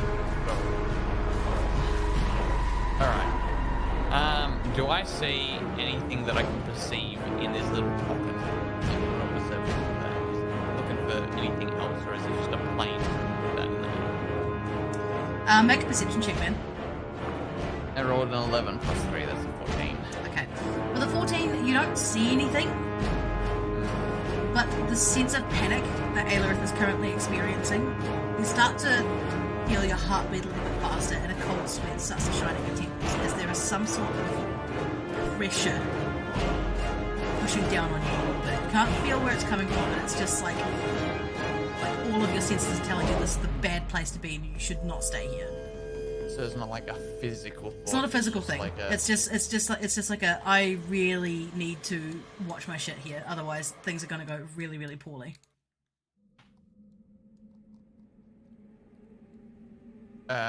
Do I see any markings at all on whatever? What exactly is in the center again? Is it like a pot? Is It's pretty much exactly what it looks like on the map. It's a large cauldron filled with the crystals that you saw, like similar to the ones that you saw at the door. Yeah. And there seems to be some sort of like smoke or steam coming off it. It's sort of like, you know, when you have the these dry ice cauldrons and the smoke, rather than raising up, like drops down and around. That's It's what's heavy. going on here. It's heavier than air. Yeah. All right. But no distinguishing markings on the cauldron at all. No symbols. No Make a history check for me, Zane. history. Hmm. I rolled a 13. Let me just find out the history. I have no additions to history, so it's a 13. This pot isn't the same as the one you've seen before, but it's pretty similar. All right. Like similar to the one that Roger fell into. Yes. Alright, There is that same that sort of oppressive energy around this pot, much the same way as the cauldron in the sewers. Alright, I'm just gonna let Ellerith Snura and Podva know. So, Ellerith Snura, I think this is similar to the cauldron that Roger disappeared into. So, I'm thinking either this might be a way to get it out, or this might be something similar, but I haven't seen any cultists or any negative people doing sacrifices or anything, so I'm not too sure. What do you think? I think we shouldn't mess with it if we don't know what it is or what it does. We don't want to Definitely end up like stick Roger. together. What if we put some water inside it? Would it sizzle and boil and turn to steam? Would it? Or is it the opposite? Is it going to freeze? I don't think this is the place to try and find out. There's already a sense No. of danger. We also haven't explored the rest of this cavern, so we don't know if our experimentations will be rudely interrupted or not. Is there any markings on any of the walls? Maybe symbols or? Make a anything? perception check for me, bud. 12 plus 3, 15. Running your eyes over the wall in a cursory glance using the light of the lanterns, you can't see anything scratched on the walls. Like, there doesn't seem to be anything painted on the floor either, or on the ground around the cauldron. It's just kind of this cauldron filled with crystals that's giving off this heavy What smoke. about the ceiling? Is it just? Am I in a pocket? Is it just? or You is it can't. like? You can't actually see the ceiling from where you are. Can Oh. I actually have a look at the ground and see if there's any Yep. footprints left over? Yes, you can. Can you make a perception check for me? We got a 9. With a 9, you sort of have a look around and you see some sort of like smudged indents in the earth that may have been footprints once upon a time, but the passage of time has erased them. Like, you can't really figure out if it's just like natural Yeah. dust. But with a 9, you do realise that this cave is dry compared to some of the other caves you've been in the system where they're soaking wet and flooded. Is the floor like sandy, or is it more like a solid kind of a rock with just It's- a gentle sort of bit of dust? It's sandy. Can Okay. I pour some water onto the ground and see how it interacts? Does it get drawn towards the cauldron? Does it just? Yeah, for sure. Try. Yeah, do it. Do I need to roll anything? Yes, you do. So you're going to need to make it'll be an Arcana check here again, I think, as well.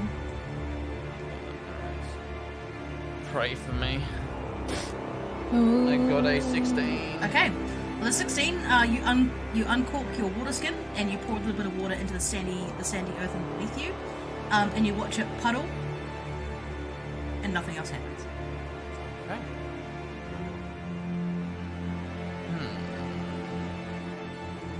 I reckon Shall we check the pockets close to here to see if we can gather any information as to. Yeah. And stick close. Yeah. Close together. Side formation. Let's go left.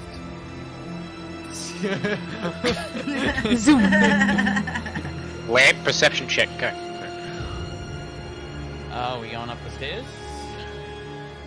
Let's go up the stairs, I guess. Go up the stairs. Is this up or down? I can't look at it. It's up. Pokemon Go. It's up. It's up. Yeah, it's up. Alright, what do we And see? we see. Okay. The hell was it? Fucking So- spiders. First and foremost, you see large, sticky spider webs that may have been sticky at one point. They don't look so sticky anymore because they're covered in dust.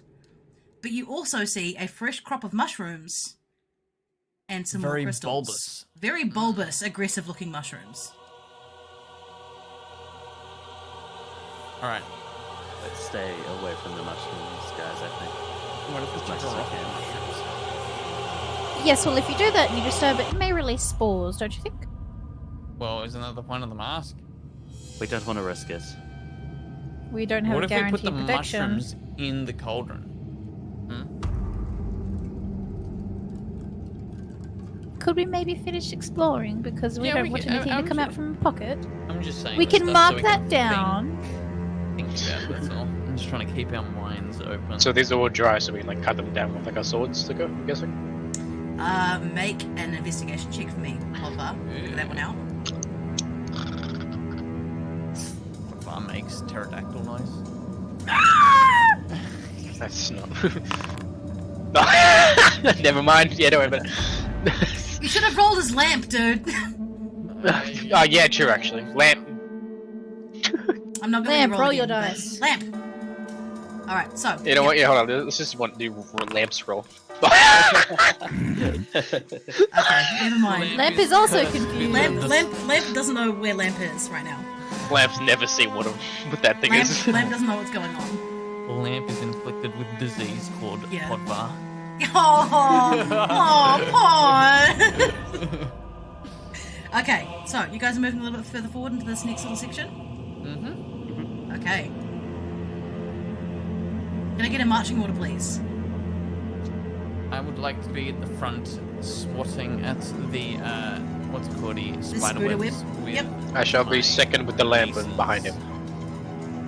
With Nero Alright. and I close tail. Yep. I'll get you guys to organise yourselves into your marching order, please. I'm at the front, so I can't move further forward. Oh, up there you go in front of me. There you go. I'll be with the lamp. Oh, Morty. Yeah, Morty. I'm glowing. Morty. Alright. So, you guys are moving carefully forward, so we're going to do combat rules for movement, so 30 feet at a time. Which is 6 squares. That's there. Yep. Alright, so I guess we go 6 squares forward. 1, 2, 3, 4, 5, 6. Line up behind the man.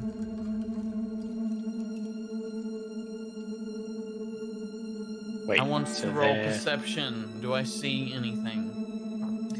I rolled a 14 plus 3, that's a 17. Okay, with a 17, Zane, you see more of these spider webs and a larger clutch of mushrooms, but you also see that glowing smoke out of the top that was very similar to out of the top of that cauldron. Who's last in the marching order, by the way? That would be me? Kisnira. Alright, roll a perception check, Kisnira. 19. Okay, She sees. yeah. You see it. What do I see? It's Oh, shh. You hear it before you see it. As you hear a slithering and a skittering, like talons scraping over the stones. As the snout of this reptilian creature comes around the corner. It was sneaking up on you, trying to get you. As it opens its jaws and lets out a hiss. I need you guys to roll initiative. Initiative! I rolled a 4 plus 1, that's a 5. That's the lowest initiative roll Zane has ever rolled in his life. I do want to make that clear on the record. Yeah. I've got a 17 for alien. I quickly go to the bathroom real quick. Yep. Go to the bathroom before we get the stuff done because I gotta get combat initiative stuff rolling. 19. Alright, Lamp, what's your roll? Hold on, let me roll for me. That looks good. Lamp's got 10. Lamp! I've got 9. Use flame! Lamp, lamp! I'm playing Pokemon now. Lamp! Oh no, lamp! They used fucking, what is it? Water cannon? Water... Oh, Jesus. Yeah, you can't. Hydro pump? Is that what you're saying? One Water Bubble? Bubble? Bubble I beam. think bubble Bubble beam, beam. that's it. Oh no, lamp! They used bubble beam! Quickly! Dodge! there's no dodge move.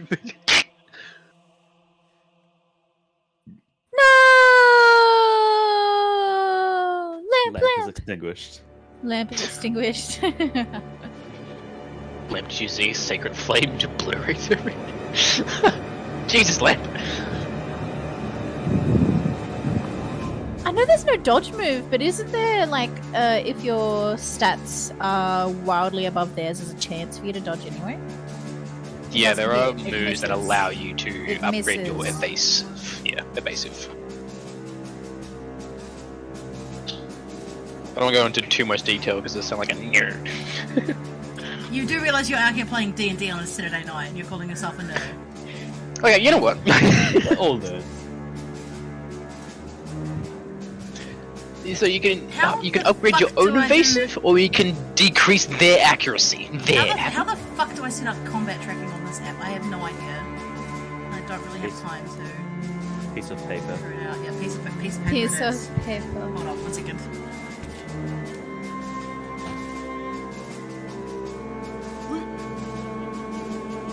Alright. I am back. Yanis, it is raining again, man. I know. It's bloody heavy this morning. Yeah, I know. It's been literally going all day. Alright, so, initiative. So, who... can I get calls for rolls again? I got a 5. Okay. I go to 17. 19. Okay, so that's 5 for Kazunura and Zane. Lamb's got 10. Lamp doesn't count. And it was Kazunura and... Sorry, what was yours, Aelorith? 17? Yeah, 17. I have ice cream. I am happy. And it was a 19 No! for Pod. What's this? Initiative. I am. I got a 5. Yep, that's all good. Yo, we tied. Hey, oh. Oh, Feels bad not being a rogue. Yeah, so what are you? I am Zane, the one and only. I am Zane. us. You've got your updated character art. That's what you're waiting for. Was I? I didn't Yep. think I. You said that you You didn't said want to. that. You said guys that. said you said. Yep. I You said I'd you tell didn't want guys to what tell I us until Yeah, you got your exposed. updated character art. Ah, That's what you said. Okay. See how this. Did I actually say that? Oh, You did. fucking- Yeah. Legitimately, you I did. did. One of the last I times. don't I even don't think it was the remember last that. session. It was the session before that. You said you weren't going to announce anything until you got first, your updated I character want art. to hear guesses. First, I'll hear guesses, and then I'll let you know. Well, you Okay. do have magical inclinations also, because I noticed that you had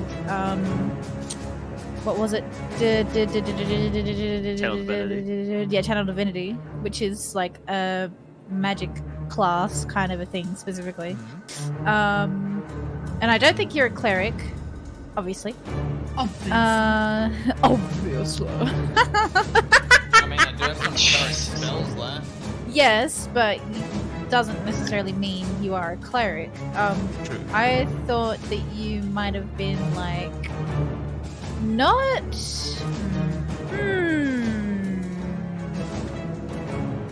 Got to do some investigation. Roll investigation check. Not a paladin. Insight check. Maybe not a druid.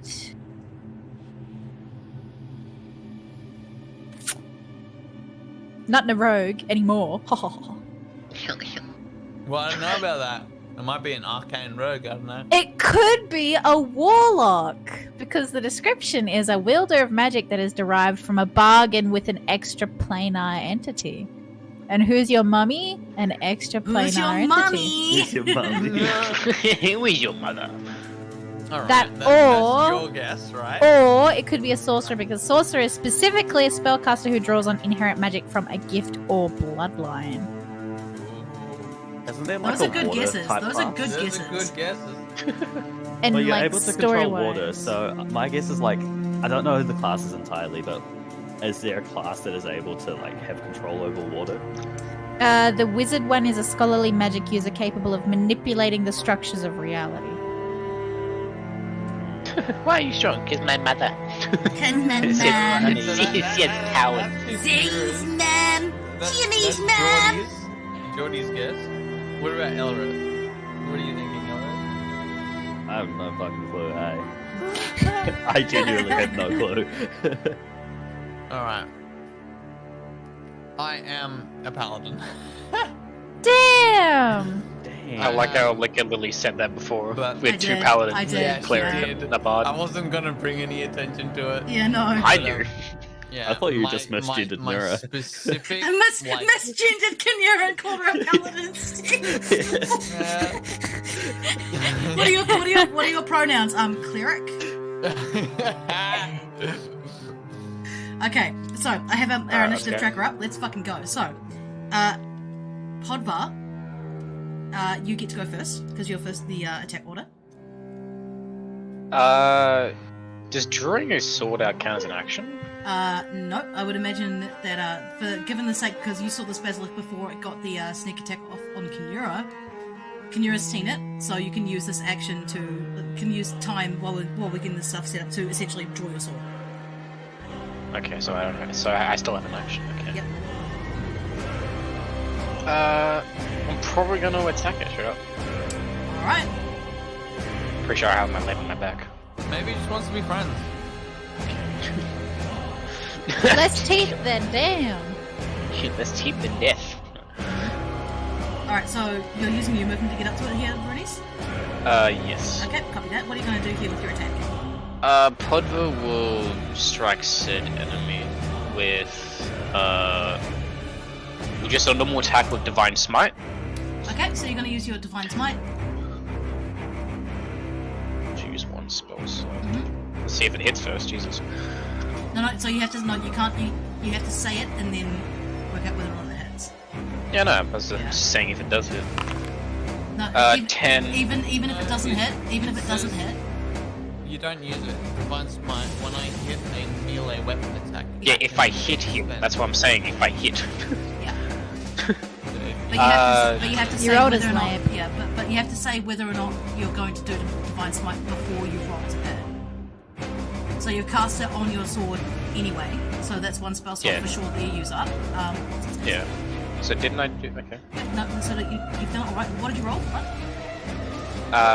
10 plus 10? 2 from strength. Does not hit. That's not strength, Right. yeah. Okay. I'm gonna use my bonus action to try and hit again. Okay. Roll to hit. And if that hits the Divine Smite. Yeah, that hits the Divine Smite goes off. 3. That does not hit, I'm afraid. I'm so sorry. Don't you have a switch attack for your action and then No. What? I just did that. Because I have 2 attacks, I don't have an offhanded. Yep, so that was your Have a second shield. attack. Okay. He has a shield. He doesn't have another weapons in, that's why. I see. He's a pleb. Yeah. No, not a pleb. Just Yeah, I'm a different- pleb, yeah. Just not a pleb. But my just a armor different class is kind of 20. paladin. Pleb pod, pleb My pod. armor Aww. Yeah, my armor class is 20. Aw, Yeah. pod. Alright. Alright, so those two don't hit. Moving on. It is now your turn, Aelarith. What would you like to do here, buddy? Are you able to check your DMs real quick? Stinking Yep, internet, sorry, that's stinking rolling dice. streamer mode on, so I can't tell. Oh, good.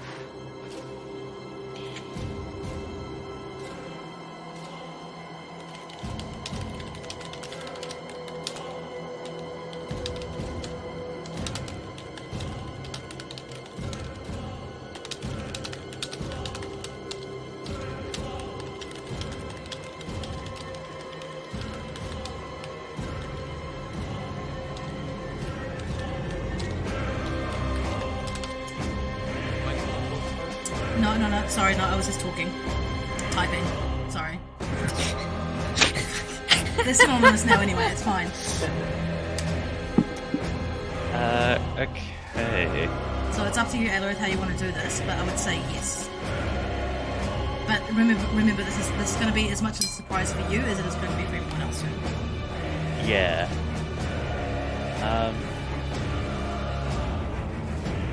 How am I gonna do this? I'm gonna pull out my book and kind of like, in the same manner, ask for protection. But it's going, as I pull it out, it's going to fling open and an Eldritch Blast is going to come out. Yes! Alright, okay. So, Aelarith goes to whip out her flute, but instead of grabbing her flute from her satchel at her side, she pulls out her book instead. And before she even has a chance to realize what's happening, the book flies open in her hand. And she doesn't even have to utter a word as an arc of shocking light goes streaking from her hand into this basilisk thing. Roll to hit, bud. Rolling to hit. That's a nat 20 plus 7. Woo! Oh. Woo! Alright, do you want to double dice or roll twice for that one? Fuck it, let's double the dice. Yeah. Where's my 10s? Because remember, you're only level 1 on that one, so unfortunately you don't get any fun stuff from there, but... It's 2d10, isn't it? I think it might be 1d10. Spell attack for 2 beams, each beam 1d10 force damage.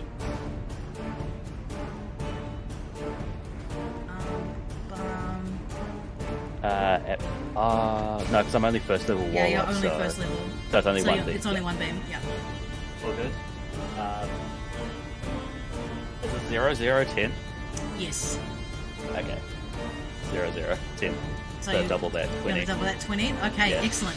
So this crackling jet of arcane force comes rocketing out of your hand and smacks this thing right in its snout. And there is a sudden smell of burning as this thing just straight up takes 20 points of damage from Aelor's very first Eldritch Blast. Very well done. Huge. I'm gonna like take a stumble back for a second, like I don't know what's just happened, but it just came out of me. Mhm. I'm just gonna like look at the book and feel like this kind of knowledge wash over me. This extra power surging from the book and empowering me. Fuck yeah. Fuck yeah. And as you're doing this, Aelorith, you watch the book sort of rise up in front of you and the pages start flipping. As though a gust of wind is blowing over the top of them as the pages flip to and fro, backwards and forwards and backwards and forwards, as it rises up to wait in front of you patiently for your next spell cast. Moving on, it is now this one's turn. Zane, make a Constitution saving throw for me, bud. I love those. I'm good. It's a crit. Not That's a friend shaped. 14 plus 4 plus 2. That'd be a 20. Okay, that's definitely a pass. As you see another one of these scaled creatures rise its head up from the nest of spider webs and crystals in which it was resting and goes scurrying up along the wall. Moving on, it is now this one's turn. Podvar, make a Constitution saving throw, please. Yep, sure. You have plus 2 to Oh, that, that's by the not way, from any me. attribute. Okay. I'll just roll, yep. 1d20, right? Yep. Yeah. Plus whatever your 1d20. modifiers. So you're Add another, 1d20 yeah. plus 2. And then plus 2 from me. Yep. So 1d20 plus 3, 5, 7, and then plus 2 from me again, because I got the charisma saving fire.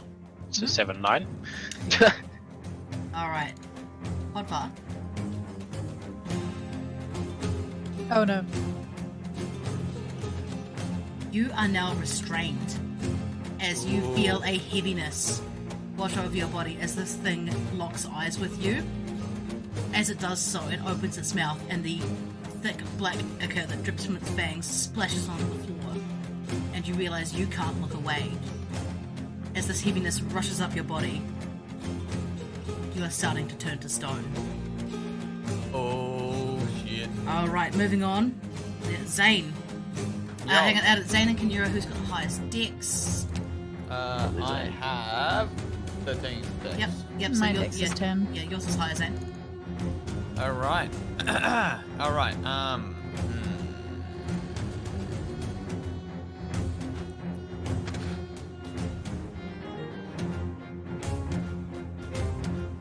What's in front of me? What's this thing? So this thing is what appears to be rocks at first glance, but with your combat senses heightened by the adrenaline rushing through your body, you recognize that they are kind of human-shaped. So can I like pass through it, or do I have to walk No, around it? it's a big pile of rocks. You can't pass through rocks. I don't think. Oh, okay. No, I was just wondering if they were like standing, like silhouettes kind of thing of stone, and there's like room in between them. No. So this is it's kind of like a rocky wall balustrade. And this enemy in front of me, right? Yep. Is he? He's got half cover right now from where he is. Oh, okay, so I just see his head kind of peek over the rock. Yeah. So he's going to have advantage on. You're going to have disadvantage on trying to hit him. Yeah. All right. From there, anyway. Yeah.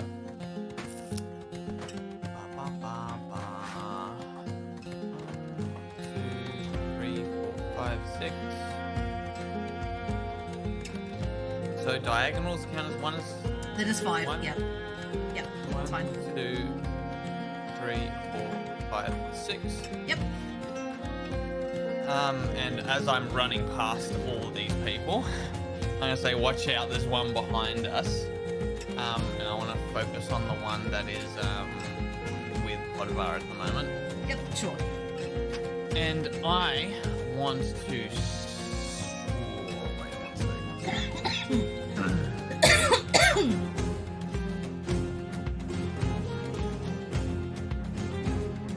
Hey, getting on, Alright. Geordie.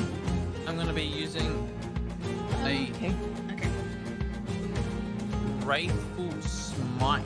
Wrathful Smite, okay. Yeah, Yep. which is a bonus action to cast. So I'll put that down there. And then I will attack him. I'll smack him Alright, so you're with gonna. 2 attacks. Yep, roll to hit for you first. First one's a 13 plus 6, so that's a 19. 19 does hit, yep.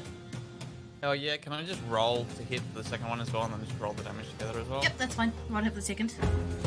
I rolled a 1 plus 6, that's a 7. Yep, so that obviously misses. first one hits.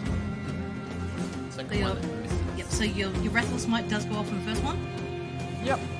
That's a 1d6 on top of the d6 I already rolled, so that is 5 plus 2, that's 7, plus 2, that's 9.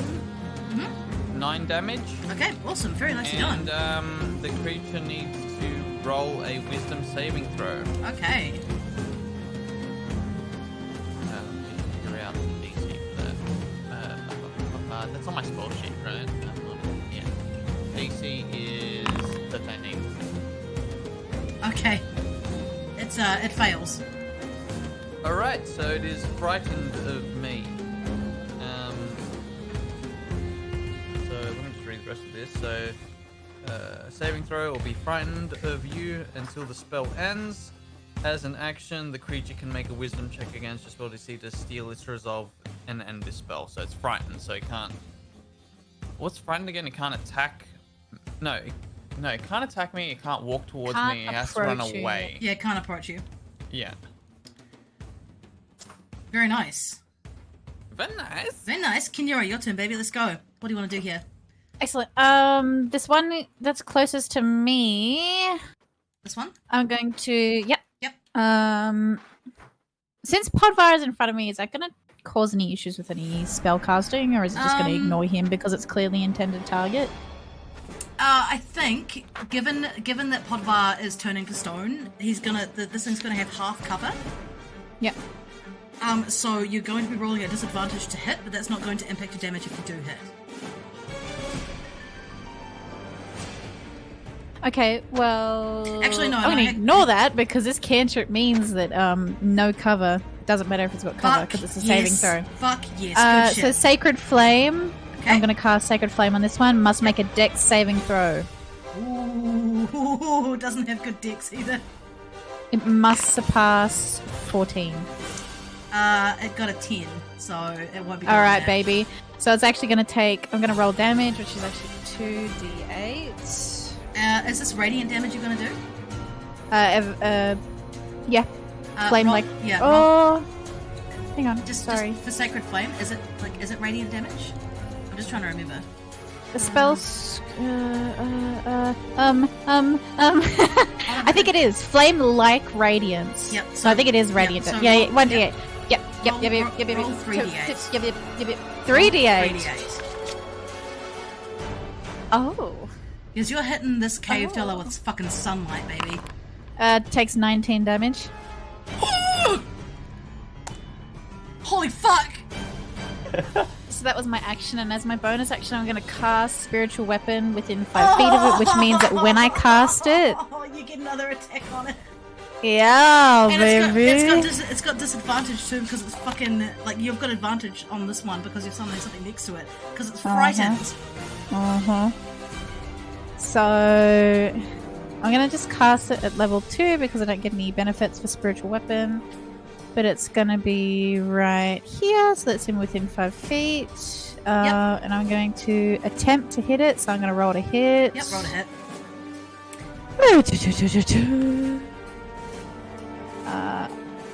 Roll 14. A 14 does miss. Miss, but I have remember, advantage. yep, so you roll again. Yep.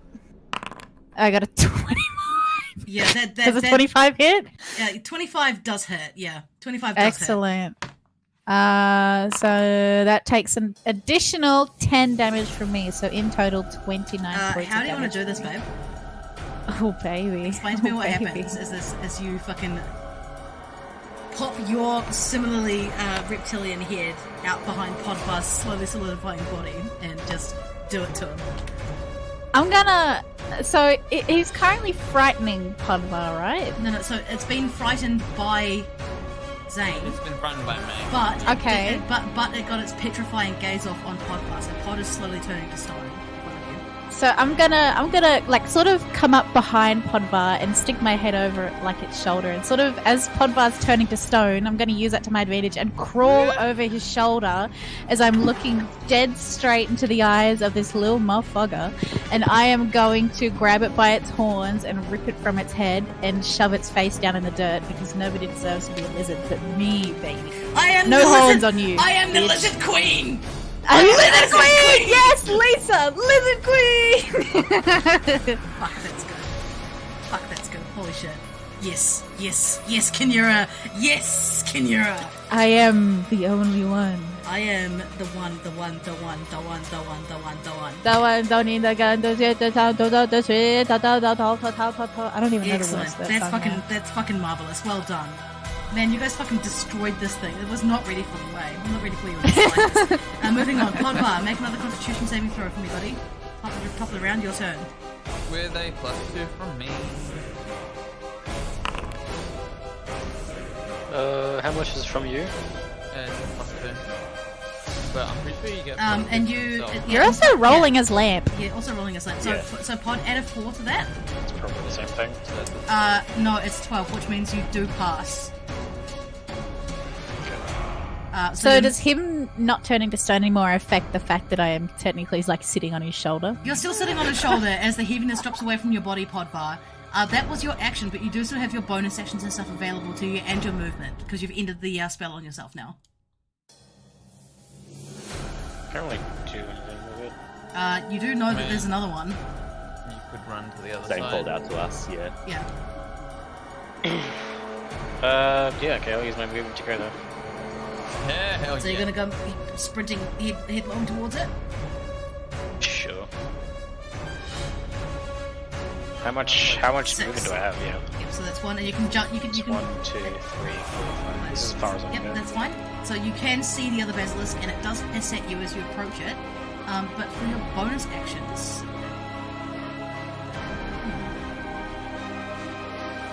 You can set up a Divine Smite on your weapon strike for the next round. I've already got one on. Oh, no, you do, Don't sorry, I? that's right. Yeah, no, you do, because Yeah. you didn't hit. Yep, that's fine. Yeah, so you do still have your Divine Smite as you leap up onto the top of the stone thing and ready your weapon to strike at this basilisk before it has a chance to kill you first. Moving on, Aelorith, your turn. Alright, so bonus action, I'm going to cast Hex on this motherfucker. So he's got disadvantage on wisdom checks. Okay. And then I am going to cast a Shatter on top of his head. Oh, on top of his That's head. Yep. Okay. So that's a Constitution saving throw.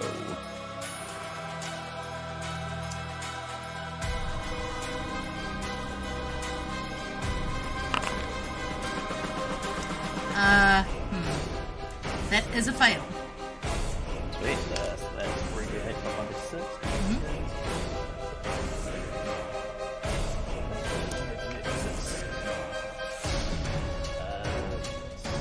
Six, 18 points of damage. 18?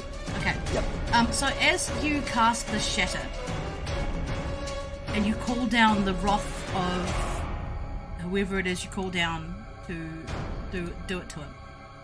Hold on one second, I'm just going to get the calculator up. So that was how much damage, sorry? 18? 19.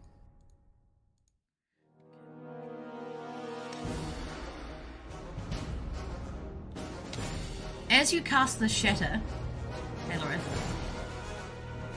and the stones of the crystal that you use to summon this thing rain down on this creature, there starts a low throbbing hum from the crystals surrounding it as you manage to shatter 2 or 3 of those as well.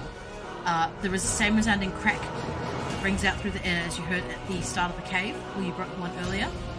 And I'm going to need Podvar, Aelerith, and Kanura to all make dexterity saving throws, please.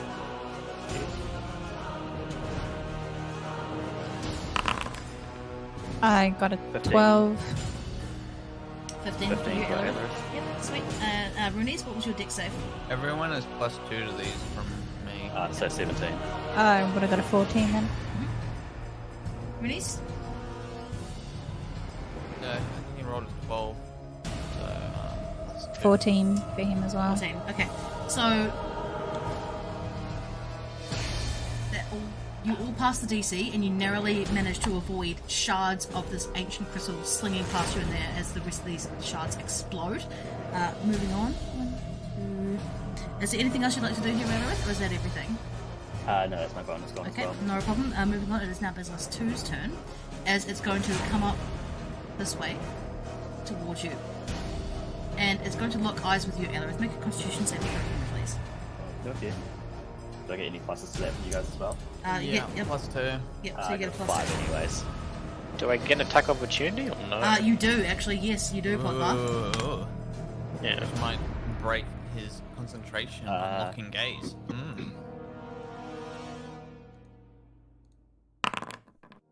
Never mind, I missed completely. Love computer generated rolls. It's bullshit. True randomness isn't real randomness. Not human one, anyway. It's not random. It's not random. It's online. Alright. That's okay, Pod. You can get it next time. Aelerith, make that con save for me, buddy. That was a 5. Unfortunately, that does fail as you start to feel the same heaviness reach up and across your body. Zane, your turn, buddy. Alright, I want to rush this mofo. Gonna rush this mofo? 1, 2, 3, 4, 5. I don't even need to take 6. Alright. Okay. And I want to do a thunderous smite. Oh yeah, let's try it all the smites today. So that's my bonus action. Yep. And then I will roll my 2 attacks. One is 9 plus 6, that's 15. Yep, that hits. Lovely. And then the next one was 5 plus 6, so that's 11. The first one does hit, so the Thunderous Smite does go off. Sweet. And that'll be 2d6 from the Thunderous Smite and 1d6 plus 2 from the mace itself. That is 5, 8, 10, 12. 12 damage. Alright, very nicely done. And the creature needs to do a strength saving throw. Strength save this time, okay.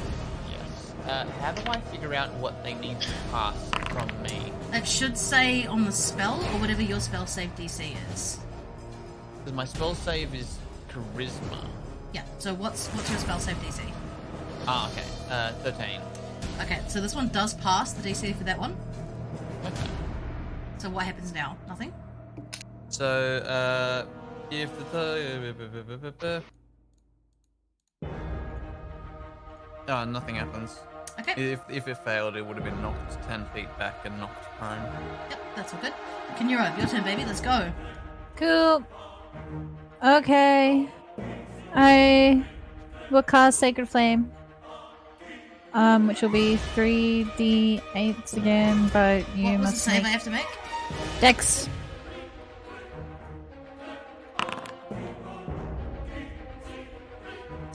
That is also a fail. Excellent. 3d8s, Oh, baby. your 3d8 fail. That's a 14. 14. Excellent. Yeah. Radiant This thing damage. does not look happy. I'm just gonna go pee really quickly. Hold on. Yes. Anyone got any burrows?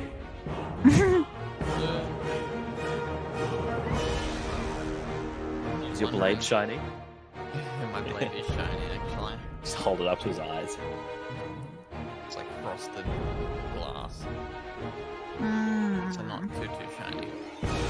Make him turn to stone. of his own will.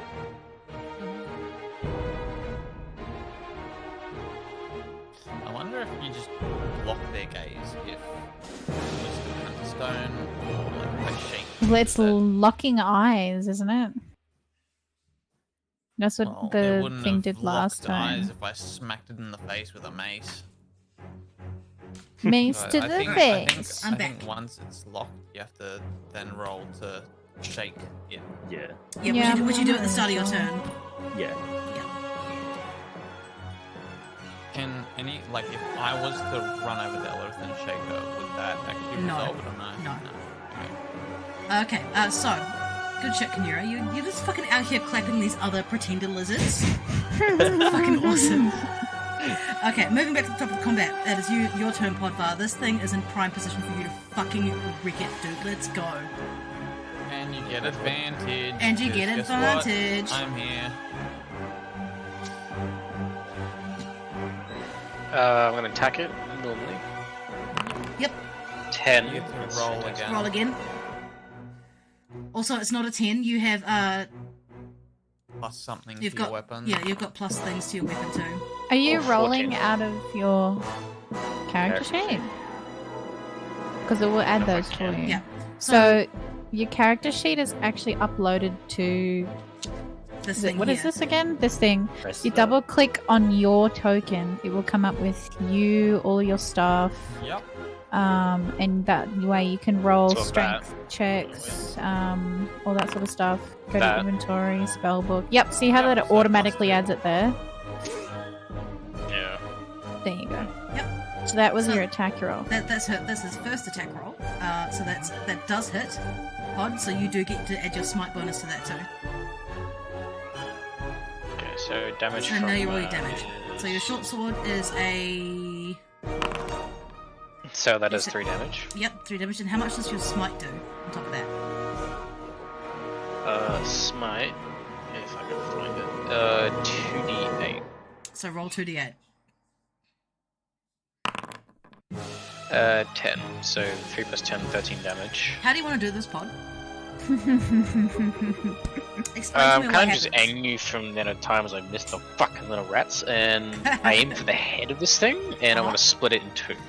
Oh, do you just swing down with all the force of all your I repressed can't, rage and anger? not swing down, kind of like a side swing, and I like drag its corpse along, and like that last swing of release of put a touch, it just cuts its face in half as it swings its body right towards the crystal. Oh, fuck yes, that's so cool, dude. I don't know if the crystal burns it up or electrocutes it, but I'm considering it just disintegrate it. I mean, if it's not immune to the So thing. basically what happens, Pod, as you cut this thing in half of its body goes staggering off the top bit of stone that it was sitting on, and its back half wheels back on its legs and falls into this nest of shattered crystal, and as it does so, there is another burst of bright white light and iridescence as this thing is impaled upon the spears of crystal sticking up out of the ground. And Pod, you're the only one who sees this, I think. You see it dissolve into that same black muddy fluid that you filled up your lanterns with earlier. Great, that's fantastic. Also, fuck you. Okay. So fuck you! Yeah. And with that, guys, we are out of initiative. Hell yeah. Very nicely done. You guys made very short work of those basilisks. Let's Aelerith, explore. Aelerith, make a constitution saving throw for me, please. Oh shit. Ooh. That is a 12 plus 1 plus 2, 15. You shake it. By the skin of your fucking teeth, you shake it. Bum, bum, bum. Dude, if you'd rolled anything lower, it would have fucking had you. Oh, okay. What that's would have fine. happened there? You would have turned to stone, and only a greater or restoration would have been able to bring you back. Fuck. Skin of your fucking teeth. Can I look at the lamps to see if it's the same substance? Yep. So remember that you let the other lamp burn out of the tallow that you scraped off the floor. Yeah. But if you take Zane over, he'd probably be able to tell you whether or not it's the same. Alright, then I probably turn the tunnel rod as well. Zane, is that the same substance that was in the lamp? Can I get some on my glove and smell it again? Yep. You can. Does it Make- smell the same? Or yeah, Ma- everyone else would also It's- gather over? Yeah, it's the same. It's that same sort of thick, turry, greasy sort of deconstruction of body into fat breathing. Alright. I'm gonna say yeah. It's not the same, it is the same, and then go to like my finger off once upon a time. Oh, I'm like, great, so great. Thanks. now we're basically carrying and burning up the corpses of these things. It's feeling. Yucky. Alright. This mist, what does it look like now? Has it changed at all since the death of what's around it? You can get closer to it, Zane, if you'd like. Mm-hmm. So you realise it's the same mist because instead of floating up like mist normally does, this flows down to the ground and across the floor. Yeah. Make a nature check for me, please, as you approach this mist and this pile of mushrooms. I rolled an 18. I have no modifier. Alright. With an 18, you can see that there are a clutch of mushrooms underneath this mist. However, rather than moving away from you this time, they look to be leaning towards this greasy mess of dead body left behind.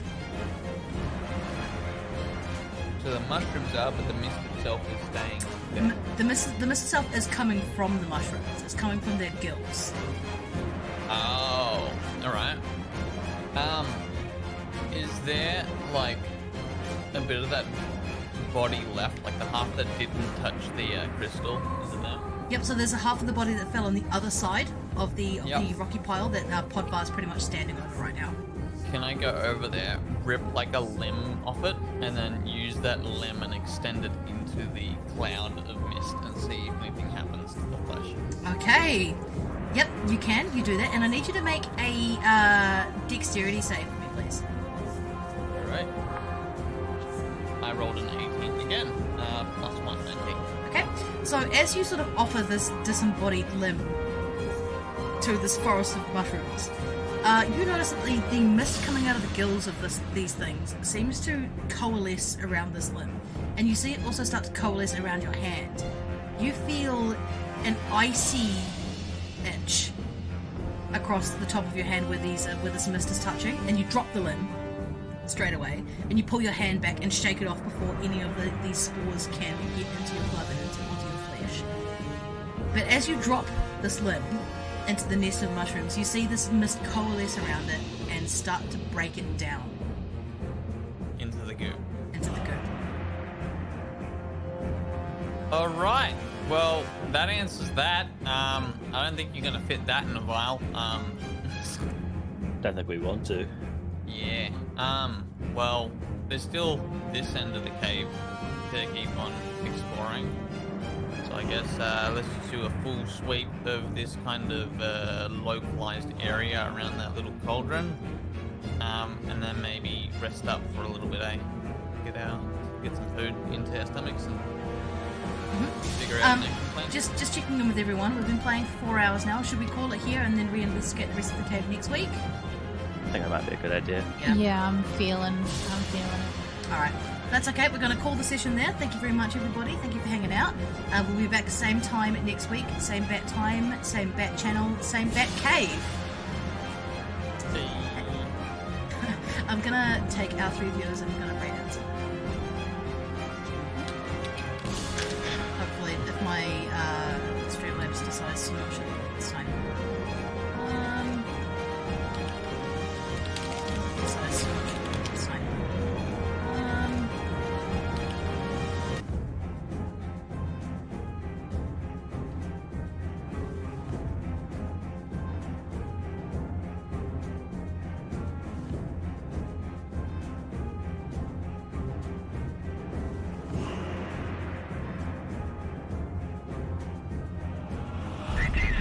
Listen up, team. We need to get that meal before anyone else.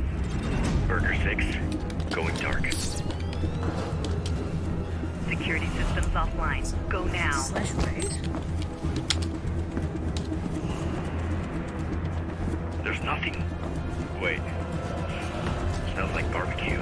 Do I put in the whole URL Good job, guys, or now just the bring it home. username? Buy the Modern Warfare 2 meal at Burger King and get a free in-game operator skin and 1 hour of double Hope XP. this doesn't crash.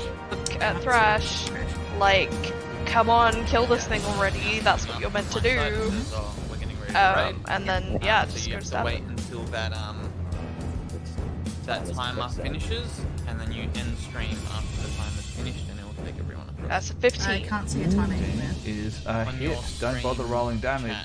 Between you and Thrash, you guys are just like, you're sinking your longsword into Should we this just raid creature, now? while Thrash is just raking at it with and her right claws, now, and people together have to wait you for just Okay. sisk So about that's this So, marrow, people like you're can't stabbing And the at her, tendrils. and she's go like across, pulling it really, apart, you and know, shove all people Dranvalis or Plupertine sort of that sees sounds is good. just this like pool of or cloud of like blood sort of pooling around you guys as you completely eviscerate this thing. Awesome. With that, Marina pulling out of its grip, now that it's kind of limp, I really is want to going set up, to like, what these guys grab have hold our own of chat, in our own cams. Thrash's tail, because claws are I don't probably have too no idea scary how at to this do point that. in time, and just start, like, trying her best to start swimming. Alright. Thrash will. I'm assuming we're out of combat now, aren't we? there's one left. More left. There is one Oh, left really? here, but it is for all Alright, intents and right. purposes. It's sort of done I've for, got that. so just narrate what you want to do Okay. here, and we'll go into a Okay. cinematic moment. Mark always seems Right, to be... well. Yeah. It's okay, we can have our moment. Yeah. As Marina sort of grabs Thrash's tail and attempts to pull the 7-foot-tall tabaxi, she sort of like bats at her with her hand, like, fucking get off me, you dumb bitch, and starts like swimming up